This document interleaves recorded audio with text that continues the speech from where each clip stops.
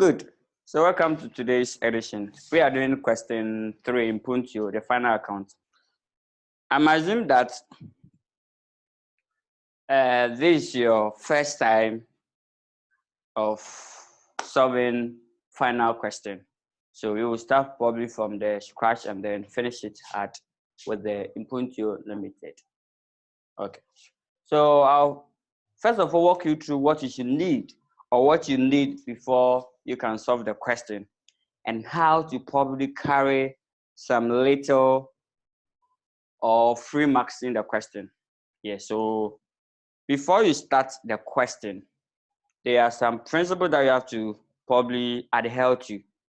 Yes. So first, I'll walk you through those principles first before we start the question. So I have a principle that states rats. So I'll walk you through first. That's the rats or the RAF. Some of you are aware of it already. Others too are new. They are new to you. Yes. So that is it. Now, Fred is saying that if you want to solve any question, if you want to tackle any question, before I move on, I hope everybody can see the board clear. Yes, I hope everybody can see the board clear. Let me do something about the fraction on the board. So I'll quickly. Good. So we are saying that go through this and then you'll be fine. So first of all, you have to read the requirement first. Before you tackle or you solve any question, you have to read the requirement first. So that's the requirement. Fred is saying that read the requirement first. Whether you are doing accounting or any question at all that you are doing, you are solving, please read the requirement first. Please read the requirement first. Okay.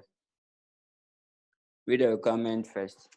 Why do you have to read the requirement first? For two reasons, only two. Yes, I stated two. One, some people are allergic to some question. They vow to themselves that this question, when it appears, I won't solve it. Please don't waste your time. Read through the scenario. By the time you get there, oh, it's the question that I said I won't solve. It's the one that I've not learned. I have no idea about it. Because probably the questions are, let's say, 7, answer 5. So probably 2 of them didn't do enough work on them. So that one, you say when it comes, even if it's cheap, you won't solve it, but you have no idea. Don't waste your time reading the whole scenario. I hope you get that. So that's the first reason why you have to read the requirements. Yes. Good. Then the second reason, it will stimulate your cells. Oh yes, your body when you read the requirement. Now after reading the requirement, it's natural. You start asking yourself, okay, so profit and loss, where do I start from? Okay, if it's ratios, where do I start from? Okay, if it is revaluation, where do I start from? So as soon as you read the requirement, all this one will come to memory, or you start thinking about it. So that's why you see the requirement first. And then with the requirement, you go straight and then look for the item. So assuming that asks to calculate profit or loss. If the requirement is calculate what profit or loss on disposal, if that's the requirement, calculate the profit or loss on disposal on the PPE immediately. Okay, so I need 2 items. Oh yes, I need my proceeds and I need the carrying amount. So even if you go to the question and they have given you a lot of information, the rest are baller. If you pick the 2 that you want, the proceeds and the carrying amount, the rest are what? Rubbish. But without a requirement, you waste your time reading on all these and analyzing them into detail. Oh yes, especially when you start. You want to analyze them, each and every sentence. You have to pay attention to it. Each and every sentence, you are analyzing it and see how it will affect the company status. Meanwhile, all those ones are not needed. So you go straight to the requirement and it will direct you, do this for that, and then it ends there. So that's why Fred is saying that always you have to read the requirement first before going through the scenario. For 2 reasons. To avoid waste of time, because some of the questions say you won't solve it. Don't waste the time there. Then The second reason to probably stimulate yourselves or your appetite to the question, or serve as a reminder or roadmap or guidelines. Then second is the additional information. Most of the accounting questions have additional information or the footnotes. Additional information or the footnotes. Please, here I place a strong caution there. Until all the footnote is read, no calculation should be performed on the answer booklet. Read the footnote one after the other. From the very first one to the very last one, the footnote, before you start your calculation. Now, why are you going to read the footnote? The reason is this. Some of the figures that you taught in a trial balance, they are free. They are not free because there's some note attached to it. So you have to read it and be sure. Even if you read it and you are aware that that figure in a trial balance is not free, it's far, far better than you don't know and then treating it as if they are right. And then you're wasting time posting. So that is it. Yeah. You have to read it 2 times. Oh, yes. You're going to read the footnote 2 times. The very first one, they are fast. Read it fast. Don't spend much time there. When reading, identify 2 items. Identify 2 items where area of affection or the affected item. So in a trial balance, all the footnotes will be relating to the items in a trial balance. The footnote given to you, they are just like guidelines or notes affecting or the issues that you have to deal with when you respect to the trial balance. So all the footnotes, they will refer you to the trial balance. So if you read the footnote, please first thing, identify which of the item in the trial balance will affect so that you are safe. If you know that it will affect the cost of sales, already your cost of sales is wrong. That one is far, far better than you not getting it and then you are putting it as if it's right and be posting. So all your profit will be wrong and it will affect your financial position too. So that is it. So that's the first. Firstly, locate or identify the item on the trial balance that the footnote or what affect it. How we get that? Good.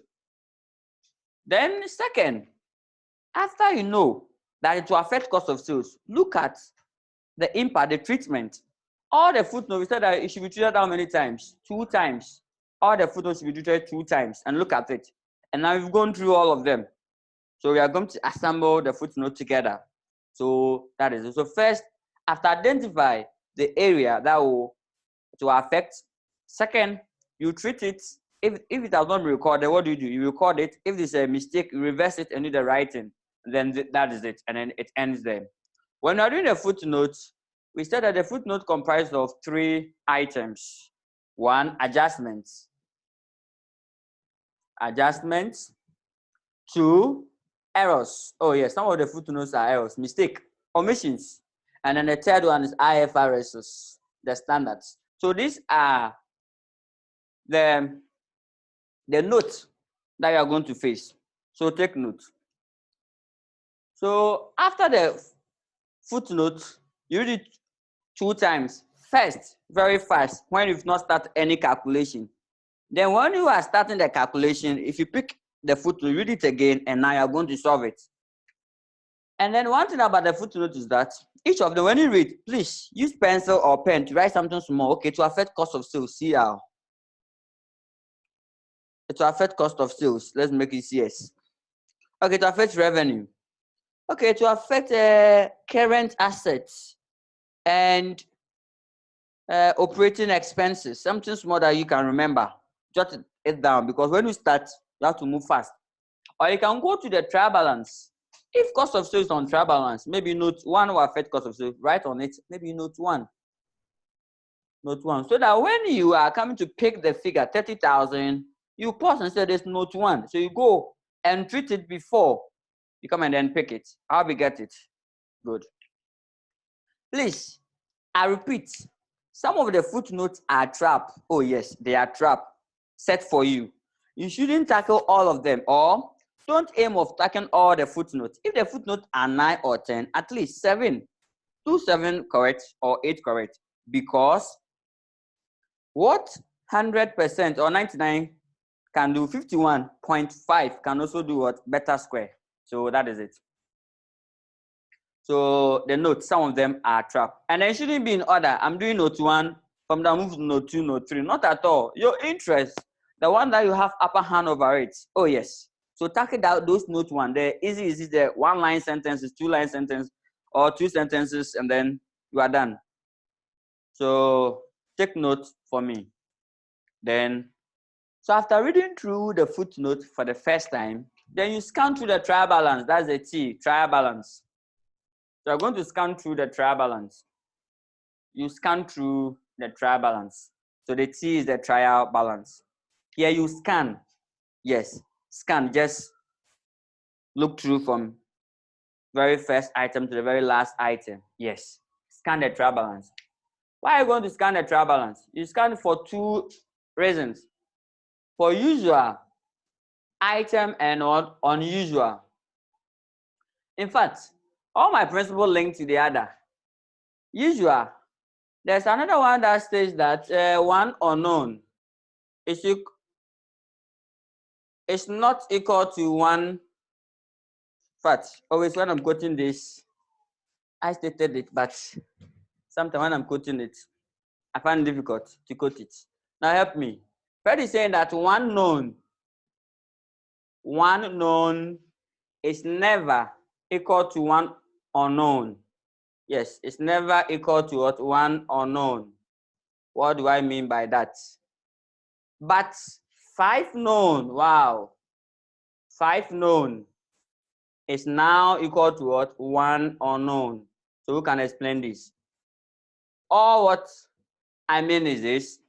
Please, before you sit for any exams, make sure that you solve 5 different questions under the same topic.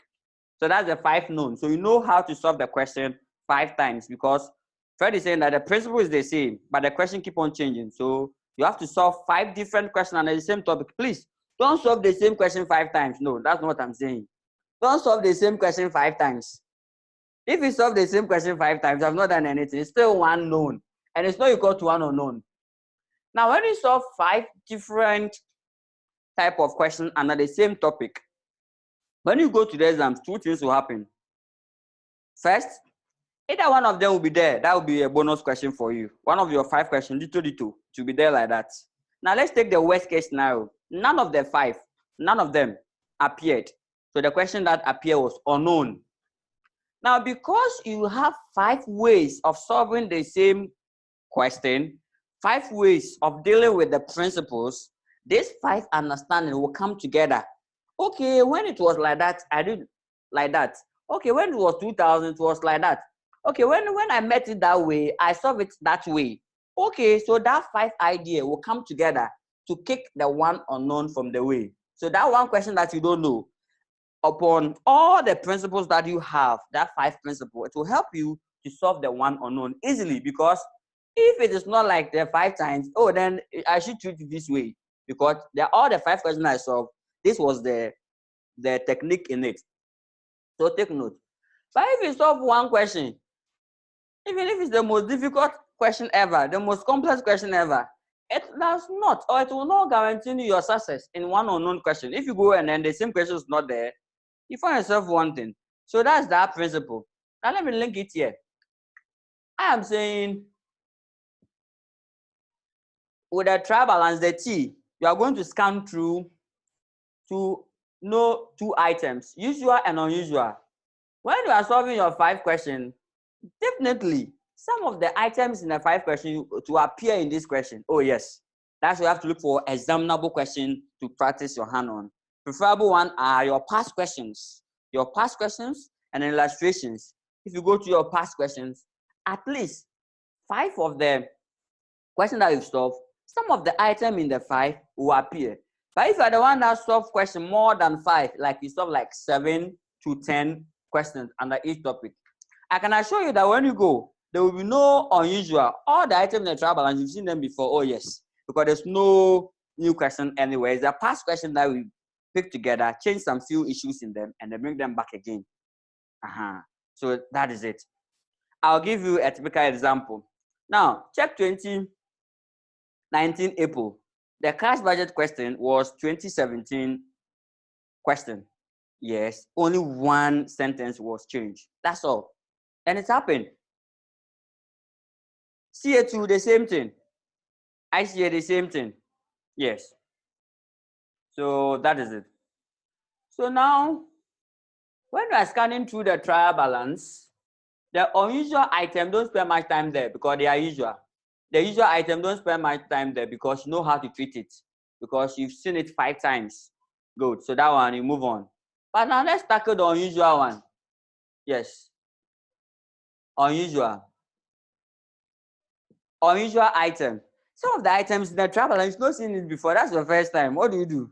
That's your first time. You've not seen it before. But you have to write it. You have to find some place and put it. That's your first time. What do? So you are scanning through all. Check the item one after the other and be sure. Good. The unusual. And usually, yeah, it shouldn't be plenty in a question. Oh, yes. But if you are the type that don't solve, you don't like solving questions, then it should be plenty. Your usual will be plenty in it. If the unusuals are plenty, meaning you are closer to your failure. Oh, yes. If the unusual are plenty, because it means that no, the items that you have no idea are more than the items that you have idea. So it means that you are closer to what? Your failure. But yes, still there's a good news for you. When you get the user, please use 30 seconds, not more than what? 30 seconds each on the item to decide whether how you're going to treat it. Assets, the real, use the real, the element of the financial statement. Will it be a revenue, asset, equity, expenses, equity, asset, or liability? And quickly make a decision. Within 30 seconds, you have to tell me whether it will be a revenue or liability or expenses or equity or asset. Quickly. Then you respond to it. I hope you get that. Good. Now, let's assume that, let me give you a clue. Let's assume that the item, the unusual, is at the debit. It's a debit side. If the unusual is at debit side of the trial balance, these are trial balance, nice trial balance. If the unusual is at debit side, it can happen that the unusual is what? 1. Asset, because assets have a debit balance. So check the name, the wording of that item. Is it does it look like an asset? That's the first thing. 2, it can also be expense, because all expenses have what? Debit balance or losses. So if it's a debit side, if it's not an asset, it's what? It's an expense. And that's all, you move on. If it's an expense, operating expenses, cost of sales, finance costs, any of them, put it there. You are fine. Then let's move on. What if you have a credit balance? That one, there's the danger. When you have a credit balance, when the item have a credit balance, then it suggests that 1, the item can be what? Revenue. So check whether the item is a revenue or other income. Other income. Other income. Then check whether liability, especially provisions. Liability can also be what? A liability. So the third one is what? Liability. Can also be a liability. So liability. All liability have a credit balance. Yet that we won't let you know that it's a liability. We can tell you that provision for deferred tax. Okay. Provision for environmental pollution or environmental cost. It's a liability. So take note. And then the last one probably is an equity item. Equity item. For instance, if I quote share deal. I hope you can see that section. Good. As soon as I wrote share deal, you've not seen it before, and I put 2,000 here. Share deal, is it a revenue? Share deal. Wow. Other income, liability, equity. Share deal will form part of what? Equity, because there are shares there, right? And shares affect equity. So I'll be get it. So this is how you do it. Don't tell us that, please, I've not solved share deal before, so I've no idea, so I won't treat it. No, not at all. I'll disagree. Yes. So that is it. So I'm done with the rats. We also have RAF. With the RAF, F is a financial statement. Usually when you're preparing cash flow or ratios, they'll give you financial statement. Already prepared financial statement. That's when you're doing cash flows or ratios or console and then other ones. So that one, they will not give you trial balance. Not always they'll give you trial balance. Sometimes they'll give you financial statements. You scan through. Yes. So that is it. Please, now, the work or your homework in advance is that the last question in the lecture note, please do justice to it. That one will be a rough. Because that question, there's no trial balance. Even though it's a final account, there's no trial balance. There was a financial statement prepared, so try that one for me.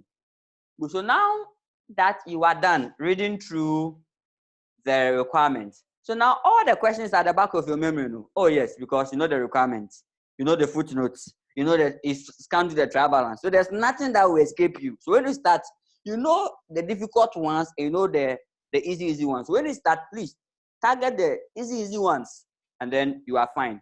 Okay, so that is it. And now when you go count the items in the trial balance, if you count the items in the trial balance, usually range from 36, range from 30 up to 40.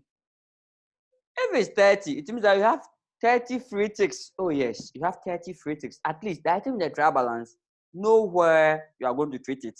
Just post it there. You get 30 ticks free of charge. So take notes of that. That's why I'm forcing you probably to know where to go. Know exactly, especially the unusual items. The unusual items. Okay, so I'm done. So this is what you need to know before you start the question. So now that we have all this, we are now going to tackle the question. So now let's go. We are going to apply all these principles. Yes. So now be with me. Now get your questions ready. Mpuntuo. Let me also get mine ready. Mpuntuo Ltd. Mpuntuo Ltd. Good. So Mpuntuo Ltd. If you don't have yours, kindly get it. I will share mine, but just that I will be taking it off from the screen when I'm writing. Good. So let me see. Where's my Mpuntuo? Good. So format.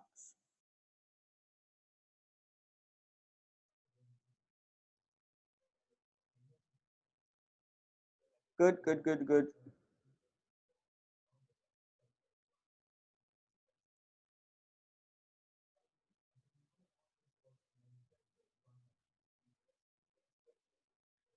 Okay, so I'll read the requirements as usual.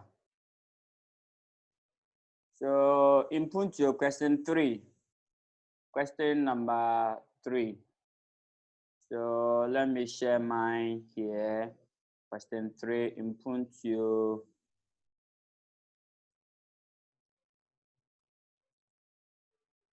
Good, so I have it here.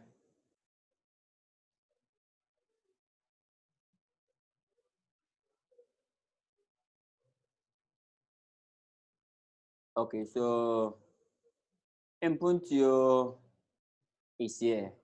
So that's question number 3. So as soon as you get a question,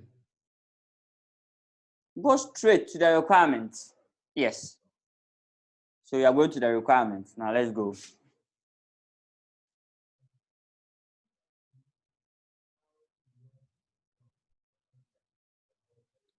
The requirement says you are required to prepare the following financial statement in compliance with the Companies Act 2019, Act 992, and the International Financial Reporting Standards. Good. So it means that there will be IFRSs. You have to also obey the company's what? Code. Good. So that is it. In fact, the company's code just tell us that we should prepare accounts annually. Yes. And then the format, how to prepare it, is given to us by the IFRSs. So the source of law, the local law to back it, is the company's code. And then the treatment, how to treat the items or the issue in them, we are going to use the IFRSs. So that is it. So it's not like 200. No. Not like 200. So that is it. Now, a statement of comprehensive income for the year ended 31st December 2018. As soon as you know the year, 31st December 2018, that's the reporting year. Now, try and write the beginning year. Here, this year is a very good one. It's not struggling year. So we are ending at 31st December 2018. So it means our year start from where? 1st what? January 2018. So take note. Just count 12 months backwards. Yes. If they use a straggling year like March, September, October, that one you have to count it back. And don't fish out to count your fingers, okay? Oh yes, count your fingernails. Use that one to count it 12 times backwards. The month that will fall on it, that's the beginning year.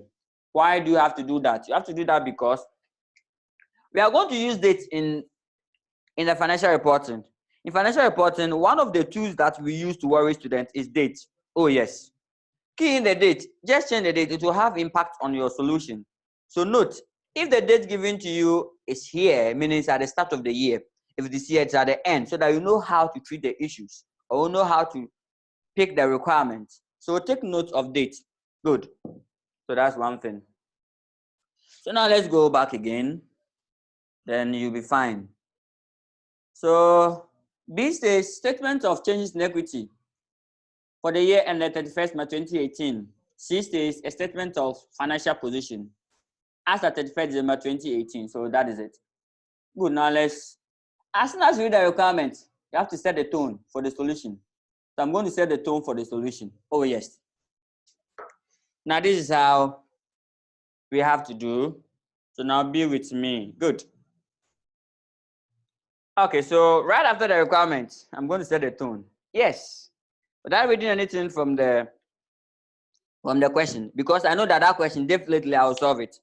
Unlike I'm going to do hand for marks. No, I'll solve that question. So I'll start. We know the 3 protocols, right?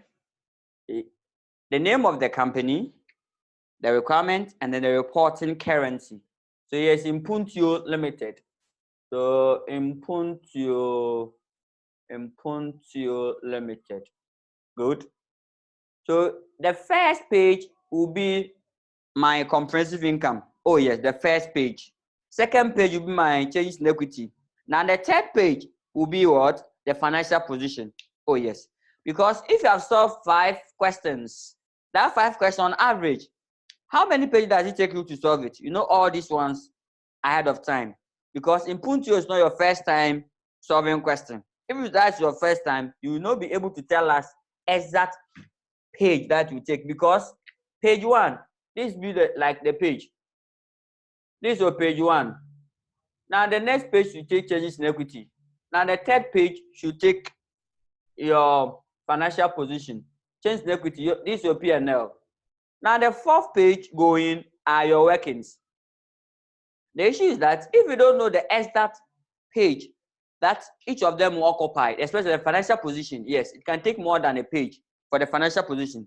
For the P&L, yes, just a page, because it's about 15 items. Oh yes, count it. The items are about 15. It ranges from 15 from your sales revenue up to what? Your comprehensive income for the year. So at least 15 lines. Good. So 15 lines over here, you are done. So the next page, change in equity.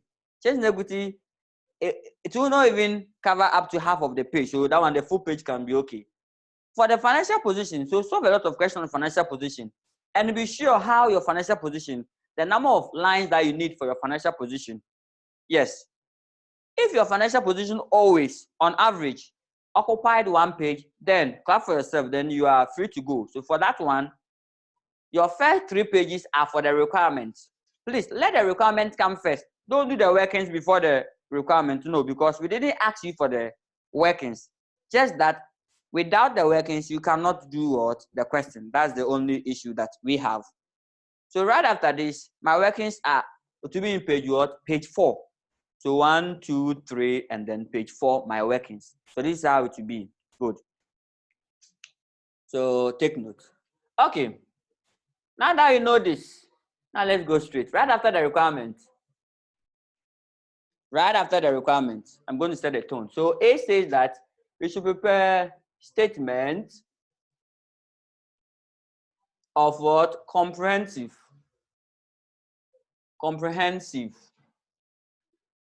income for the year ended. For the year ended 31st what?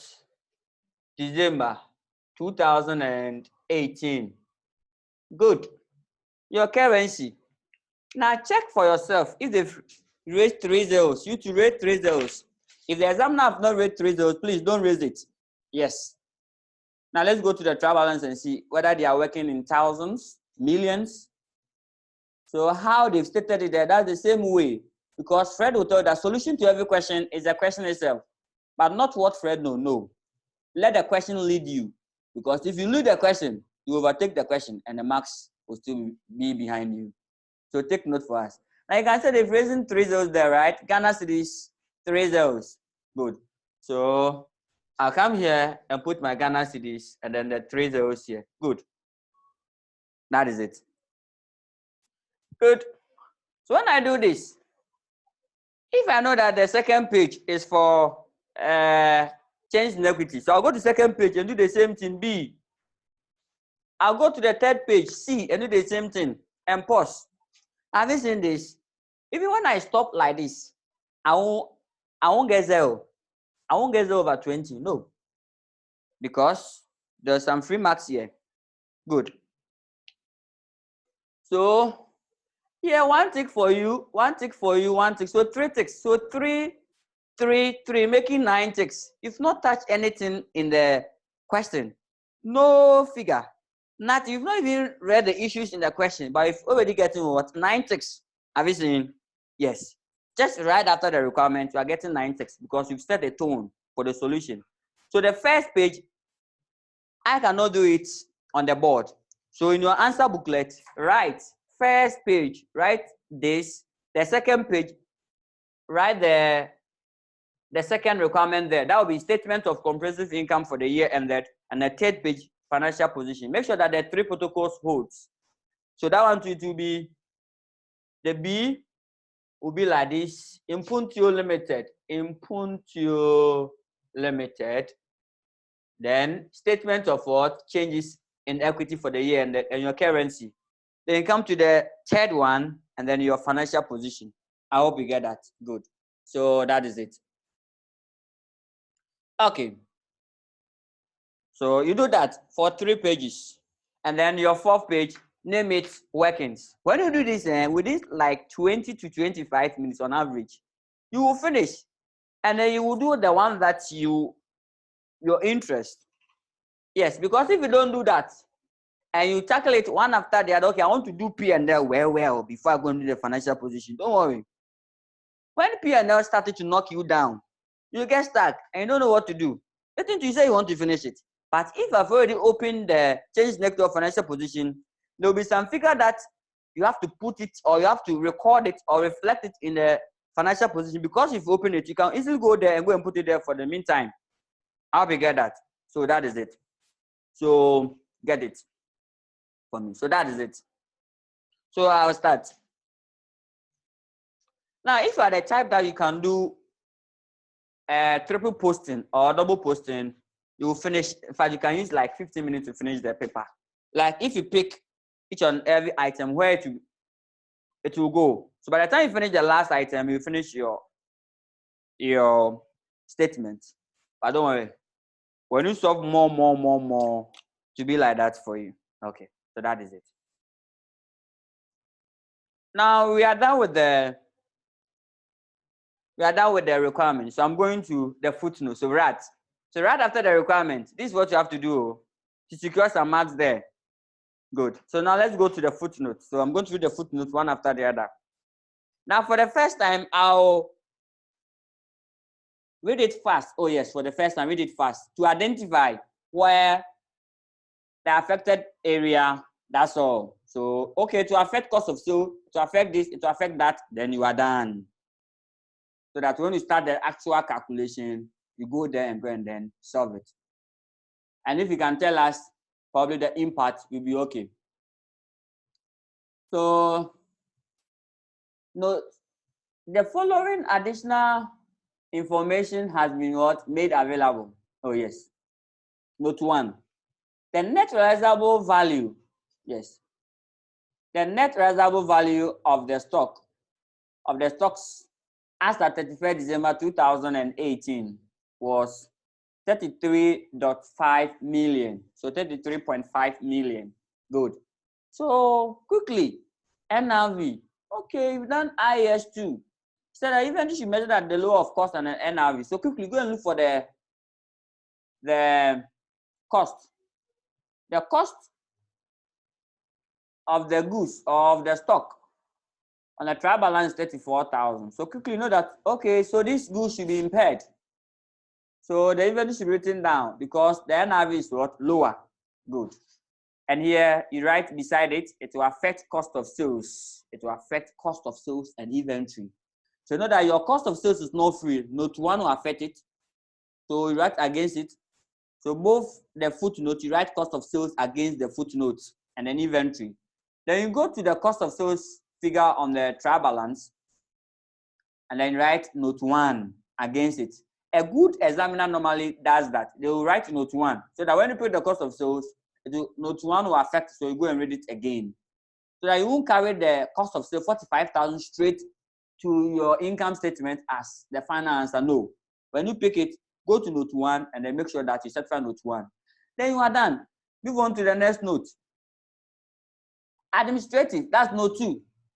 Administrative expenses include payment of 5 million for in respect of 2019. So what does it mean? They've paid admin expenses over. We are in 18 December. We are paying account December 28 and we pay for 2019. So it's what? Prepaid expense. Okay, so prepaid expense. So what do? We say we have to subtract all prepaid and add all owings. So you have to subtract from an admin expenses. So you write against it. So to affect admin. Here you mentioned admin there. So to affect admin expenses. Good. So you subtract what again? And it will affect what? Current assets. Oh yes, because you have to add it to a current asset. Expenses paid in advance. It's a current asset. So quickly, if you forget, you go to the trial balance. Look for admin there. Admin the trial balance. Yes, admin there. It's 33,000. Then write something small against it. No 2. Or less what? Less 5,000. Then write no 2 or less prepaid. Something that it will remind you of it. Then you are fine. Okay, the next note. Very fast though. Extremely fast though. Yes. Because the first one, you're not tackling the issues. The first one, you're just looking at the affected area. That's all. Note 3. Note 3 says that the corporate tax provided for and paid in 2017, as not the mentioned tax, meaning it's about the income tax expense. And for that one, yes. Don't forget about your 3 items. As soon as you are reading, when you come to the income tax expense, when you are reading, look for the 3 items that we said, the current year tax, under or over, and then the deferred tax.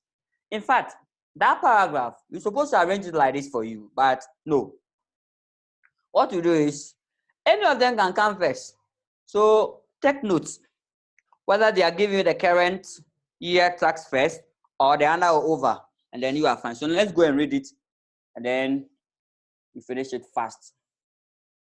So it says that the corporate tax provided for and paid in 2017 was 2 million, but an amount of 2.5 million has now been agreed as the final assessment for 2017 tax liability. We are in 2018. We are paying account for 2018 and they're giving that tax provided for 2017. So what for? It means that they want to tell us whether there was what under tax provide and our tax provision or what over tax provision, or they want you to reconcile the difference between the tax paid and then the tax provided, or the tax recognized, the tax expense reflected in the books, and then the final tax agreed or determined by what the tax authorities. You know, you don't have the right or you don't have the ability to determine your own tax. No, you have to go to the authority, that's the tax authority. They have the power to determine your tax liability. So whatever you have provided in your books, it is not the final one. So you provide for the meantime. When the final one comes, then you do some reconciliation and then you balance it quickly. So that is it. So here they have provided. Another one is what? Provided. So when you're looking for the under or over, this one is the under over. Look for the tax provided last year. You can only confirm last year's own. Yes, you can't confirm this year's because we've not even finished this year's account. So look for the tax provided and look for the tax agreed. That's all. Tax provided and tax agreed. Whether what you provided was more than the final one. Agreed or final, your final tax liability. So that is it. Good. So here, will it create under tax provision or over tax provision? So now let's see. You provide for just that you've paid that 2 million. You provide for 2 million and you've paid for it. Yes. Sometimes the provision you pay for it, but this is what happened. At the start of the year, the tax authority will call you and then ask you to come and assess yourself to tax. Tell us the whole year, your profit that you can probably make for the year. They tell them, okay, I can make a profit of, let's say, 1,000 Ghana for the whole year. And it's okay. You pay tax at 20%. So your tax that you are liable on this profit will be 200 Ghana. We don't want a situation whereby you get to at the end of the year that you ask to come and pay that 200 Ghana and then you'll be scratching your hair for us. No, we don't want to see that. So please divide this one by 4. Every year, start paying so that at the end of the year, we'll confirm it for you. So after the confirmation, either you pay us more or you pay less. So you come and top out the difference. So that's how it works. So sometimes the tax that you have provided in your income statement, you've already paid some already by way of installment as a result of the assessment. So that is it. So they made the provision of 2 million and then they've paid it. So that's good news. But the final one is what? 2.5. So the final one is 2.5. So it means that the tax that they provided last year was what? Lower or small. So it means it's under tax provision. So it's under tax provision of what? 500. That's the 0.5 million. So take note. That is it. Then the corporate tax provision for 2018, that's the C. Current year tax provision is 4 million. So you put it there and then you go to current liability. Good. The accounting base of some assets exceeds the tax base by 4 million. As at 31st December 2018, the corporate tax rate is 25%. This is a temporal difference. Temporal difference of 4 million. That's taxable because the accounting base is what? Higher. Good. So this one is there for you to find the deferred tax. Don't forget that we said that the deferred tax is what? The temporal difference times the tax rate. And the temporal difference, the difference between the accounting base and then the tax base. Good. So that is it. So that note is about tax. When you go to the tax, the income tax expense, then you go and calculate that note fully. So you are free until you get to the income tax expense. Then come and pick that note. Okay, so that's fine. Now let's go to note. Let's go to note 4. Bad debt of 0.8 million is to be written off. Anytime you see this or there's bad debt in the footnote, you have to write it off. The examiner don't need to tell you before you have to write it off. So take note for us. The doubtful debt provision is to be made equal to 5% of debtors as at 31st December 2018. And please, before provision should be made, all debts should be written off first. So first of all, before you strike your 5% on debtors figure, make sure that you have subtracted what? The 0.8 million from the debtors figure first, and then make provision for it. So bad debts. So take note when you get there. Now note 5.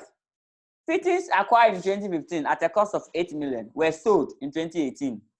The policy of the company is charge a full year depreciation in the year of purchase and none in the year of what? Disposal. So anytime there's a disposal, don't forget our 3 steps that we gave it out. First, add the cash to your proceeds. Second, calculate the profit and loss. Lastly, do the 10. What's the thing? The remover. Oh yes, that's what I mean by the thing. The remover. Remove the asset. So the cost from cost. Accumulated depreciation from accumulated depreciation. Then you are done. So that is it. Now here, the only issue with this question is that the accumulated depreciation wasn't given. So you have to calculate it yourself. So the asset was acquired in 2015. So from 2015 to 2018, just that the company do not depreciate assets in the year of disposal. So it will be from like 2015, 2016, and 2017. So 2018, no depreciation should be charged on the disposed asset. Good. And full year in the year of purchase. So you do that and then you are fine. Now, take note. When you go to the trial balance, there will be some figure there. When you get to the trial balance section, you will see it and then you'll be fine. So now we are done with this. So with this note, you need your profit or loss on disposal. So what note will it affect? So in fact, the note 4, the bad debt, we didn't notify it. Okay, so the bad debt, tell me where it will affect. I think I've stopped doing that. The bad debt, it will affect the operating expenses, right? Because the movement. Bad debt, you add it to operating expenses, so you write operating expenses small. And then the provision will affect operating expense and also affect the debtors figure. So that is it. So you can write against it. So now let me come back to the note 5. The note 5, if it is profit, you add it to other income. If it is a loss, add it to operating expenses. So it will go to the P&L. And then it will affect the PPE. So you write PPE small ones. You have to do some workings on it. Then you are fine. Now let's go to the note 6. Yes. Note 6. I call it a trap. Oh yes. So now let's see. Note 6 says that the balance on the equipment account include 1.5 million, representing the current amount of the shelf accounting software purchase for the use in the company's finance department. The original cost incurred in 2017 to acquire the software was 1.875 million, including staff training cost of 0.075 million. That was capitalized. It means that the staff training cost was added to the cost of the software, which is totally wrong because we said that staff training costs should be what? Excluded. Why?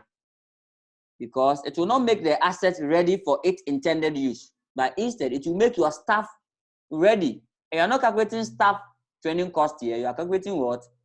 You're not calculating staff cost. You're calculating the cost of the assets. So it should be ignored or treated as what?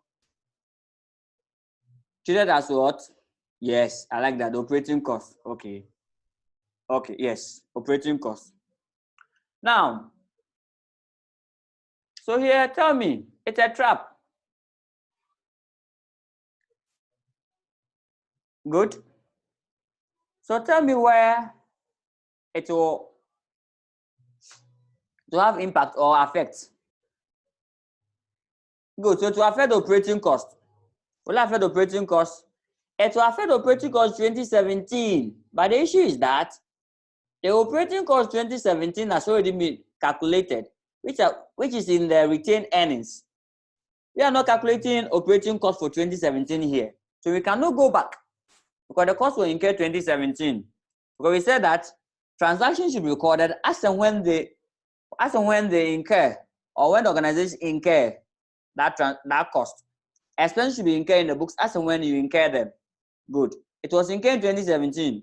And 2017, you can't go and pick 2017 financial statement and then cancel the operating expenses. No.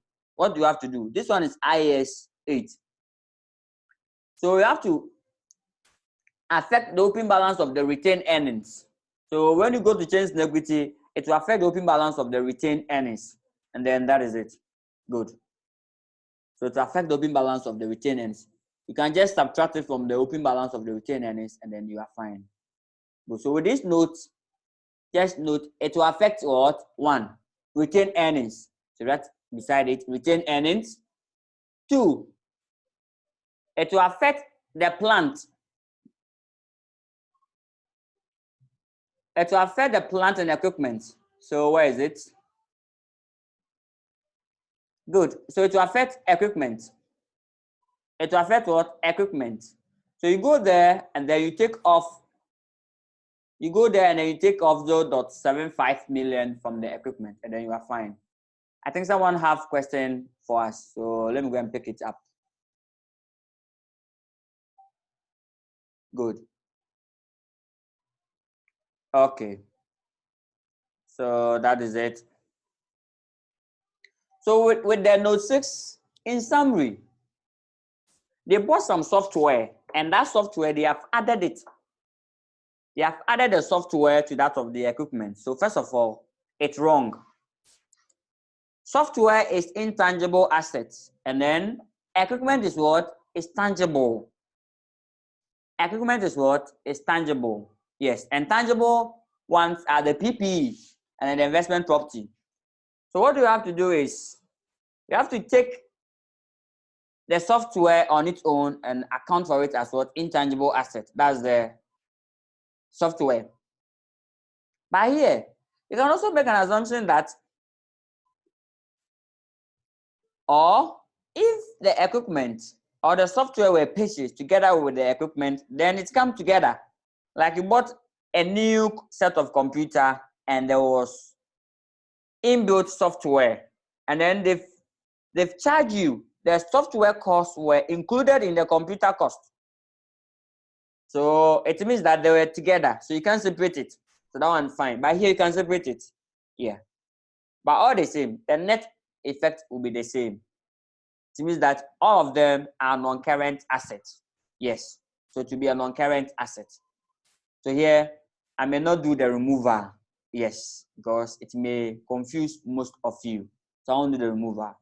So I will allow the software to be in. Yes. I'll allow the software to be in. If I that note at your standard, I call it a trap. So that is it. So it was a trap. You can just, out of the 10 notes, you can skip that one for the meantime and go to the other one that you're okay with. Don't tackle any note that you don't understand full. No, don't tackle that note first. Tackle those that you understand fully. Though, I will provide a full detail or calculation on how it should be. And then I will provide an alternative for you. Yes, but don't focus most on it. I'll provide the actual calculation, what it's supposed to be. And then when I'm done, I'll just provide an alternative for you. Then you'll be fine. So first, it will affect the equipment. And then it will affect the retained earnings. Then you are done. Good. Now let's go to note 7. Depreciation policy is to depreciate all non-current assets at the rate of 20% on straight line basis. So all the assets straight line. So on cost, so 20% on the cost. Take note that when you go to the equipment, you can't find 20% on the cost. You have to take off the staff training cost first before you can depreciate it. So that is it. Good. Now note 8. Note 8. Note 8 says that a grant of 2 million was promised by the government in January 2018 on condition that the company opens a branch in a rural community and employs 70% of the staff requirements of the branch from indigenous of the company. From the indigenous of the community, not the company. So it means that this is the grant condition. Government said, I'll give you 2 million. If and only if you can employ 70% of your staff from the local community. Yes, so that was the condition. Now let us know you don't know anything about government grants. IS 20. Yes, if you don't know anything about government grants.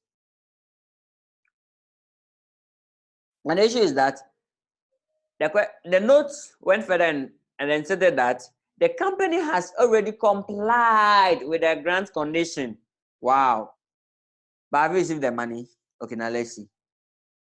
But reasonably expect to receive only 80% of the grant promise. Yes, because you know his government well. Promise and fail. So you know that you can only fulfill 80%. The transaction has not yet been recorded in the books of the company. So it means that we have to record a grant yet to be what? Received. They have not received it yet. So that is it. Now, let us know you don't understand anything about grants. Here you are there and the government have promised you some money that will give you 2 million if you employ a local staff. And now you've done it. So tell me how you're going to treat it. Well, it's an income to me. Yes, it's another income because that's not my daily or routine transactions. So it's another income. So I'll add it to other income. Have they given you the money? No. The money have not been given to me. So it's what? A current asset. So I'll go to current asset and put it there. So that's it. Now let me come back to the situation where IAS 20, government grant. Now government grant, this one, what type of grant is this? Is it a revenue grant or capital grant? Revenue grant is a grant that we use to what? Cater for our operating costs. So this one is a what? Revenue grant. And for revenue grant, once the condition has been satisfied, we can what? Recognize all the grants. Yes, the entire grant in our P&L. So that is it. So in short, you are going to record a grant, but are you going to record a 2 million? No, because you reasonably expect to receive 80%. You have to just take 80% of 2 million. That's 1.6 million. So 1.6 million, double entry. It will go to other income. So you write other income beside it, and then it will go to where? Current assets. So to affect current assets and other income, you are done. So you just add 1.6 million to your other income, and you add 1.6 million to your what? Current assets. Why? Because you've not received the money. You've earned it, but the money has not yet been received. So that is it. I'm done with that one. Now let me go to note 9.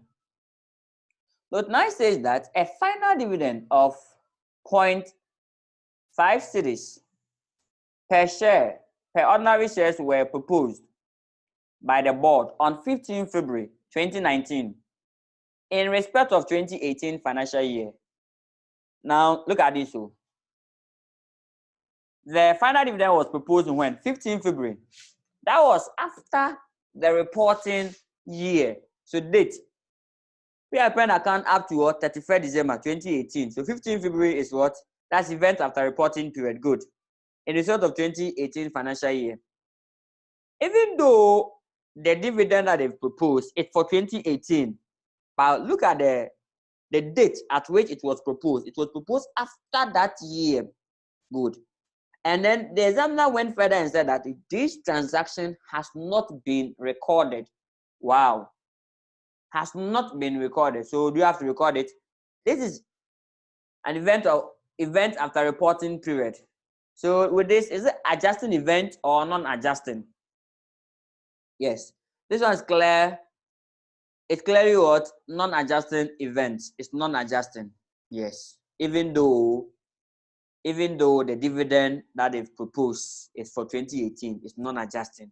Good. So you do nothing. So non-adjusting, you just disclose if it's material. But here we are going to do nothing. So you write against that note, nothing. You don't touch it. So this note is not part of the game. So now the notes are 9, right? Instead of the 10. They are now 9. So this note, it will not have any impact on my calculation. So that is it. Now the last note, note 10. The company engaged a valuer who revalued its furniture and fittings at 31st December 2018. A value of, there's a mission here, okay, but let's presume they are saying the company engaged a valuer who valued furniture and fittings as at 31st December 2018 at a value of 36 million. Good. The remaining life of the furniture from the date of valuation has been estimated to be 5 years. Good. So this one is revaluation. So you write against it revaluation. It will affect your PPE and it will affect your OCI or your operating expenses. It depends, because if it's a gain, to go to OCI. If it is a loss, it go to the operating cost. Good. So now I'm done with the notes. So now all the notes are back of our mind. Very fast, though, please. Very fast, extremely fast. Oh yes, because I've spent almost 15 minutes to do this. Which exams you need like just 5 minutes? Yes, exams you need 5 minutes to read through. So I just reading through. I was explaining, that's why. Now let me go to the T. Let's go and scan to the trial balance. Yes. I believe most of you, yes, most of you, some of the items or all the items are not new because you've tackled all of them. Now let's scan from the very first item, the last item. Tell us if there was unusual, the new items there. So starting from stated capital. With the stated capital, nowhere to be going. It's usual. Income surplus, usual, and anything for retained earnings. Furnitures, usual. Cash and bank balances, usual. Cost of sales, usual. Stock or the inventory, usual. 18% debenture, that's non-current liability, usual. Just that check, the 18% there, you multiply by the 100,000, you get what? You get 18,000. So that's the interest, finance cost on it. If you see any other interest in it, that's what they've paid. So you just find a difference. You can see, let's see. Okay, I can't see it now. It will probably come. Now let's move on. Long-term investment is a non-current asset. Long-term investment, non-current assets. Provision for depreciation. Now this, provision for depreciation, that's the accumulated depreciation. Another name for accumulated depreciation is the provision for depreciation. So the items that fall under it, that's furniture and fittings, motor vehicles. These two items, they fall under the provision for depreciation. Please, sales is not part. Sales is not provision for depreciation. No, sales is on its own. So that is it. So the provision for depreciation or the accumulated depreciation for furniture and fittings, they are there 80 and 50 for furniture and fittings and motor vehicle respectively. Good. So that is sales, usual. Director's fee, where will it go? Operating expenses. Auditors fee. Operating expenses, right? Good. So that is audit. Audit expenses, the same. Proceed from sale of fittings, 3,000. Since that the disposal, calculation of the profit or loss on disposal, that's where that 3,000 will go. Proceed, less carrying amount. So the proceed, it means that here they've recorded the proceed. The 3-step approach. Add the cash to your cash balance. They've already added. So don't add it again. It will be a double count. If this 3,000 happen to be in a footnote, that's where they've not recorded it at all. And that's where you have to add it to your cash balance. Once in a trial balance, they've recorded it. Good. Now let's move on. Provision for doubtful debt, 200. So that's the open balance of the provision for bad debt. Trade debtors and creditors. So trade debtor is 6,000. Creditors is what? 7,100. Capital surplus, the same as revaluation what? Revaluation surplus or revaluation reserve account. So if there's a revaluation gain for the year, you add it to it and then you are done. Now motor vehicles. Motor vehicles 120. Equipment into bracket cost 45. It means that the cost is 45, the carrying amount is 30 million. So if you are looking for the accumulated depreciation, then it should be the difference. That's 15 million. So take note. Admin is there. Entering dividend paid 2,000. So this is the dividend paid. The dividend in the footnote we are going to ignore because it is what? Non-adjusting event. Investment income. That's 24,000. That's other income. So I'll add it to other income. Debenture interest 14,000. Now, be with me. Out of the 18,000, which is 18% on the 100,000, which is 18,000, they've only paid what? 14,000. So they are owing. So don't forget to show the 4,000 on your current liability. Yes, among the current liability on your financial statement. So that is it. Now, tax paid for 2018 is 3,000. You we will offset it with a tax provision, and then we find a difference. Provision for deferred tax. This is the open balance of the deferred tax, and then you are done. So now when you do this, you scan through all the items, so you know where the items will go. Now you count the items. When you count, and then they are about 30 or 36 or 33, so you have at least 30 free ticks. Oh yes, because you know where you are going to post them. You can do the posting for us, and then you are done. So now that you finish reading all the footnotes, now you are going to start the work. Oh yes. Good. So you're now going to start the work. Then most of you are tired. It's because of the first time. Yes. No, most of you are tired. So now let's start. I'm not going to start the actual game. I'm not going to solve the question. No. For only day, I was just going through. So you start. Sales.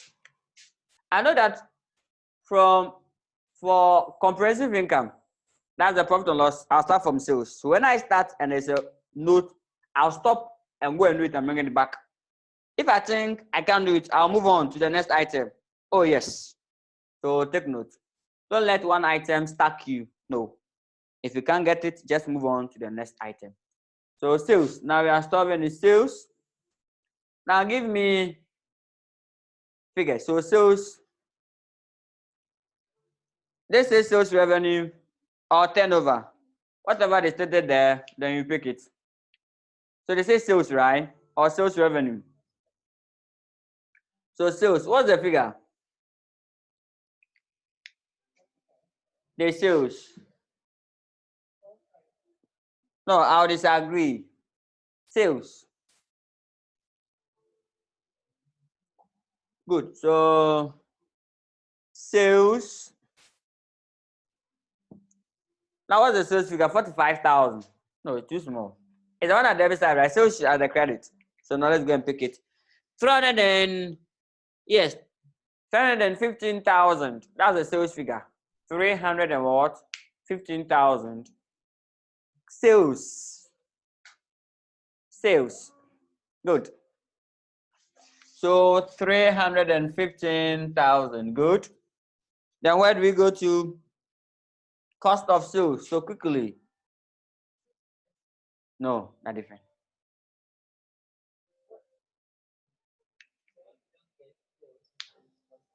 No, you can't use cost of sales. If sales is not there, you can't use cost of sales. Yes. So is that sales slash revenue or sales revenue or turnover or gross receipts? Sometimes the company might not be a trading company. It might be a service rendering company. So for those ones, they don't sell. So they'll have receipts. So that is just that most of the exam questions are on trading companies. So it will give you sales revenue. But if you go and meet a serious examiner, it can make life look uncomfortable for you. Okay, so cost of sales. Cost of what? Sales. Cost of sales. So the cost of sales, in fact, always is not free. So I'm going to do workings to it. So workings 1. Let's go and do our workings. So cost of sales. So come here and probably have our workings here. So it will be on your 4th page. Yes, so go to your 4th page and start the workings. Good. So we say workings. Good. Cost of sales. Then I'll align it. Please don't forget your currency. Yes. 3 zeros. So do you have cost of sales in the trial balance? If yes, then I say, okay, pair the trial balance. Pair what? Trial balance. What's the cost of sales there? So the cost of sales figure in the trial balance, now be with me, is what?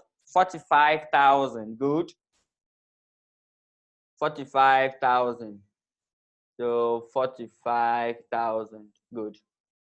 Is there any note that you have ticked cost of sales against it? Or is there any item that you said that it will affect the cost of sales? Note 1. Inventory written down. The NRV was lower The NRV of the inventory is what? The NRV of the inventory, according to the note. Good. It's what? 33,500. The NRV is 33. So if the NRV is 33.5, and then the cost is what? 34. So it means that the inventory should be written down, and then that written down value is an expense, but just like it's a direct expense. So you should add it to the cost of sales. So you come here and say, okay, inventory written down. You only do this if the NRV is what? Lower. If the NRV is higher, you don't need this. Good. Open your bracket. Pick the cost, 34,000. Less the NRV, which is 33,500. And the answer will be what? 500. So you are going to write off 500. How do you get that? If the NRV is higher, you do nothing. That's all. You don't need to write off part of those goods because the value has not what? Reduced. The value is still the same. So that's it. Okay. Is there any other item or is there any other notes where they've mentioned cost of sales? So this is the clue behind. When you pick the cost of sales, check the trial balance. Do you have cost of sales in the trial balance? Yes. Then go to the footnote. Is there anywhere they've mentioned cost of sales again? If yes, then you key it in. Now, when you go to the financial position, don't forget to record inventory should be at what? 33,500, not the 34,000. So if I've opened your financial position and then you are the type that you know where exactly to go, you can easily go there and then add it there. Yes. So by the time you finish, you are done. You don't need to post again. So that is it. Now, what again will affect the cost of sales? What again? Is there any other note they've mentioned cost of sales in there? Or when you're reading, is there any other item? No, oh yes. Servicing. So what about depreciation? Oh yeah, depreciation should be charged to cost of sales. This should be charged to cost of sales. Or administrative expenses. Or the operating cost. Yes. So depreciation. Now let's go and calculate our depreciation. With this question, they didn't tell you where to charge it. But I'll probably advise you to charge it to cost of sales. Oh yes.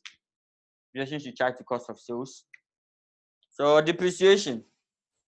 You can write depreciation slash what? Amortization, because you amortize what? You amortize intangible and depreciate the tangible one.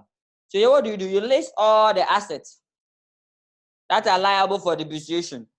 So go to the trial balance. Any asset that you see, bring them. Yeah, you're supposed to do something like this. Probably equipment.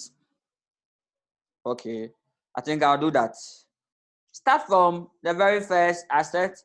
You list them, all the assets that are in the non-current assets that are in the trial balance. So you list all of them. How do you get that? Okay. So I have started from equipment. Now what again do you see in the trial balance? Okay. Okay, furniture and fittings. In fact, that one was the first one. Furniture have to be living space. So furniture, right? Okay. So let me make it F and F. F and F. What again do you see? Motor vehicle. What again? Motor vehicle. I can see another one too. Yes. Okay, equipment is here. I can see software. That's intangible. Software. Yes. But just that here, I will show you. In fact, the answer will be the same. An alternative. You can ignore the software and then you charge everything on the equipment because they've added to the equipment. Yes, you can ignore it and then charge everything there. Yes. Yes, that. For those who want to get 100 by 100. Oh, yes. Can do that for us. Okay, so equipment. Any of them, the one that you can do first, the one that there's no other note. The one that there's no other note in the in the trial balance, sorry, in the footnote, apart from the 20% note. So that all non-current assets should be depreciated on what? Straight line 20%. Some of them have extra note. Equipment have another note. F and F, in fact, 2 notes. Yes. But motor vehicle, there's no note. So it is free. So it means that I can do the motor vehicle first. So I'll do the motor vehicle first.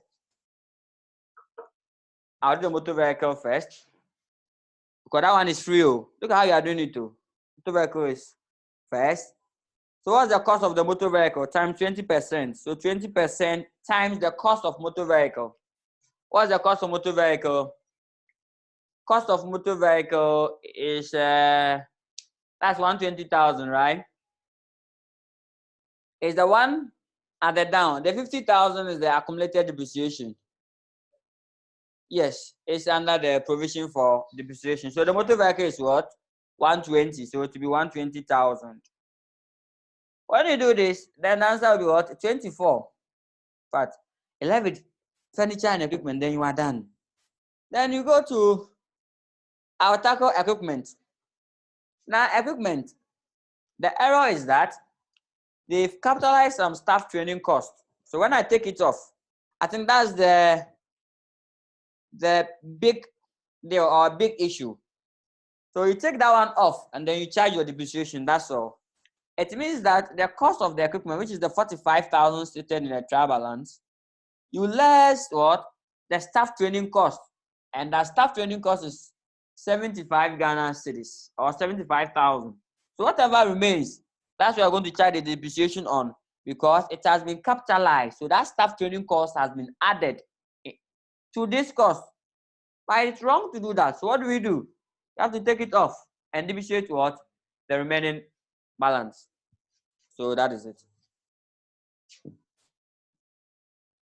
Cool. So it means that for equipment, it will be something like the 45,000 less 75. How we get the 75? Because it's 0.07 million. So 0.075 like this, right? It's in millions. If I want to write this in full, so it means that it's 75,000. And we've raising 3 zeros already. So I have to just write over 75. So take note. Don't go and make it 7,500 or 750. No, it's 75. All these times what? 20%, because the depreciation rate is at what? 20%. So when you calculate, what do you get?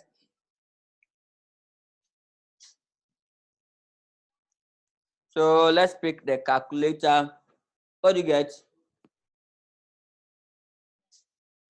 So 45,000 less 0.75. That'll give me 44,925 times what? 0.2. Good. That's 8985. Good. So 8985. How we get it? Good.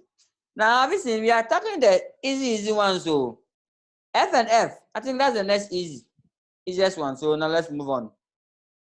F and F2, there was 2 notes. Make sure that you satisfy yourself. There was a disposer and there was what? Revaluation. Because the last note stated revaluation. So you check. The revaluation was done at the end of the year because they mentioned 31st December. And we said that when the valuation is done at the end of the year, the depreciation should be based on the beginning value. So that is it. Good. Now, so the revaluation will not affect our depreciation calculation. The depreciation should be based on the old value. Now let's move on to the disposal. Anytime there's disposal, you have to take the cost of the disposed asset from the general pool or the entire class so that you can get the cost of the remaining before you calculate your depreciation. So it means that the depreciation will be something like this. What's the cost of the original cost of the F and F? It's 120,000, right? Then less the cost of the disposed assets, cost of the disposed furniture. In the footnote, what's the cost of the disposed furniture? In the footnote.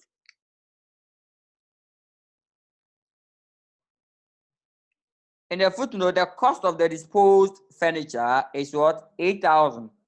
So the depreciation for the year will be 120,000 less the 8,000, right? Yes, less the 8,000 before you multiply it by what? The 20%. So take note. 120. The cost of the disposed furniture is in the notes. I think note 5. Let's check note 5. Yes. So the cost is what? Yes, 8 million. So it will be 8,000. So less 8,000 before you multiply by what? 20%. So it will be 120,000 less 8,000. That will give us 112,000. 112,000 times 20%. That's 0.2. That will give us 22,400. So you put all this together and you are done. That's the cost of sales.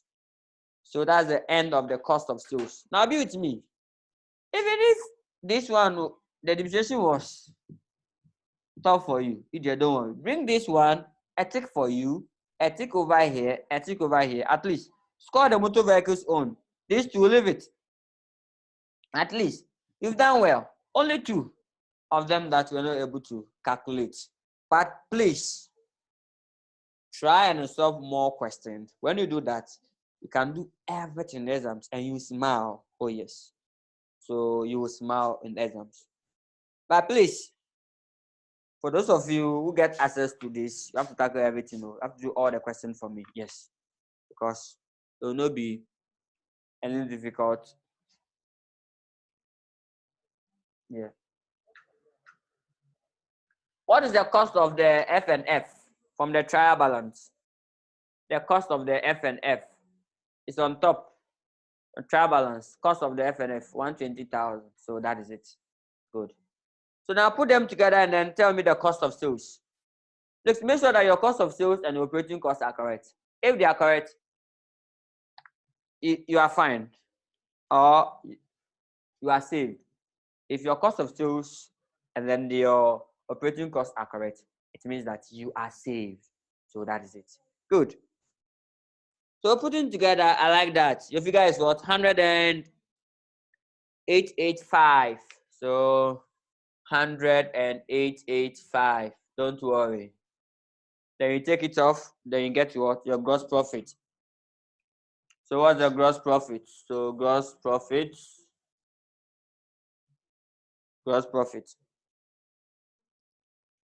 So the gross profit will be, so 315,000 less 100,885, and that'll give us 214,115. Agreed. Yes, 214,115. So that is it.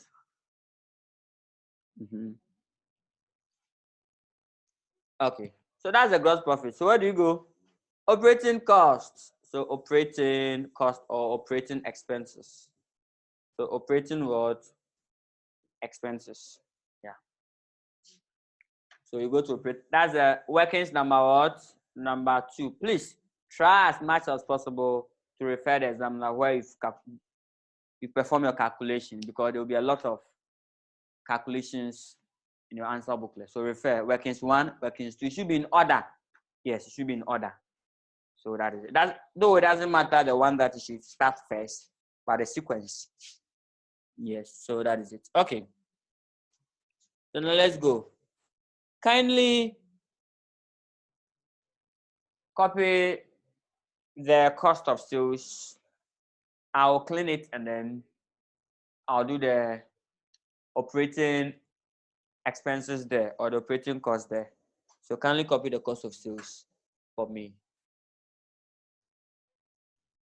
Okay, so let's do the operating expenses here.